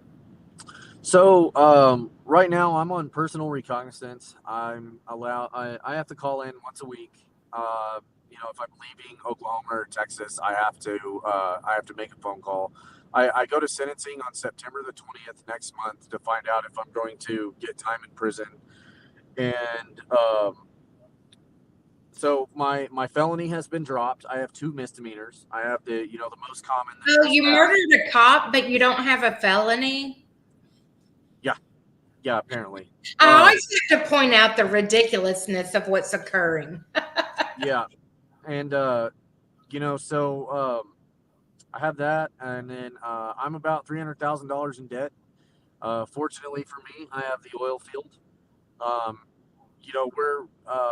wife and I, we just had our first daughter. She's a month old today. Oh, I didn't know that. So yeah, it's been a learning curve. My wife had a very aggressive hard labor, so she's recovering. We barely get by most of the time, but I know that the Lord provides, and that we have a lot of stuff. Like my attorneys right now, to move forward with appeal, they want $20,000 and then $2,000 a month, for payments. And who can afford that? And, right. So it just that's kind of where I'm at. I'm the sole provider for my family. I go home tomorrow for a week. I've been out here for today's 13 straight days. I work anywhere from 70 to 115 hours a week. I'm out here struggling like the rest of these guys are. Getting it in, trying to make it happen. I'm trying to get back into school right now. Now that I'm not a felon anymore, I'm still waiting for a reply from the university. So hopefully, I'll be able to actually go in and finish my degree. I plan on, when my father wins his election in November to represent the people of Arizona, I'm going to be in D.C. helping him with the January 6 cases. I plan on joining him in his J6 fight to help January 6 defendants have access to the footage they need. And if God bestows that opportunity upon me, I will never, ever leave that building, because I want to make sure that it's available 24 hours a day, 7 days a week for January 6 defendants who are continuing their fight into the upper courts. Ryan, I want to take a minute and thank you, if no one else has, for fighting the fight for all J6ers, because that's been part of the failure in this process, is everyone looking out for self instead of sacrificing for their brother and banding together. So thank you for that, because you've got a full plate if you've got a new baby at home, and we know that. And I was a stay-at-home mom, being a single income family, it's like, oh my gosh, you're robbing Peter to pay Paul every month. So because of that, will you please share? I wish I could pull it up. I don't really know how to share screen. I'll try to get that figured out. Would you please share your gifts and go with the people? I'm asking that the people would donate to Ryan today He's in this fight for all J6ers. He's coming at the political level, and he really needs your help. So, you've got AmericanPatriotRelief.org that you can donate to, but today I'm asking that you donate to Ryan, and let's help keep him in the fight and standing firm. It's easy to get discouraged, and I don't want him to feel discouraged because he is doing a fantastic thing, and his father's doing a fantastic thing. So share that out. Yeah, so the one that I have right now through my law firm is it's through the NCLU, and it's givesendgo.com/Ryan Zink Jan 6. I need to take my other one down. I'm trying to make sure that I have the right link here. I need to take my other one down because there's two up, but as everybody, I'm sure most of you know that have been following January 6 cases, if the defendant themselves raises money for their case on GiveSendGo and all these other places, they're being assessed that in fines. So it has to be directly given to the law firm, because a law firm and its defendants cannot be penalized based on somebody donating to that, because what they're alleging is that you raise that money under criminal activity, and therefore it can be levied as a fine or a penalty. So that's why it's givesendgo.com/Ryan Zink Jan 6. Donate to that one so that I don't have to pay more of this later down the line. And if I do meet my goal, so right now with my current set of attorneys, I owe $88,000. They're, just to move to appeal, they're asking for $20,000 up front plus an additional $2,000 a month for it, which I don't. I have some disagreements about this kind of stuff.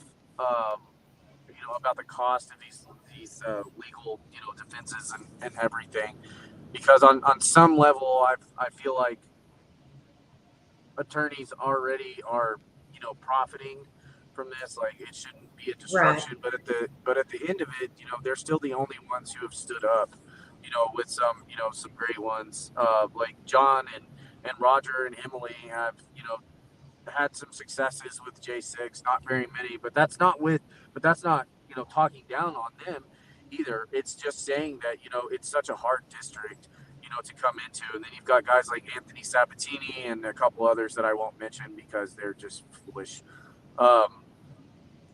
It just, it all plays out. So that's kind of where I'm at. Like, I have enough to put food on the table and keep a roof over our head, but,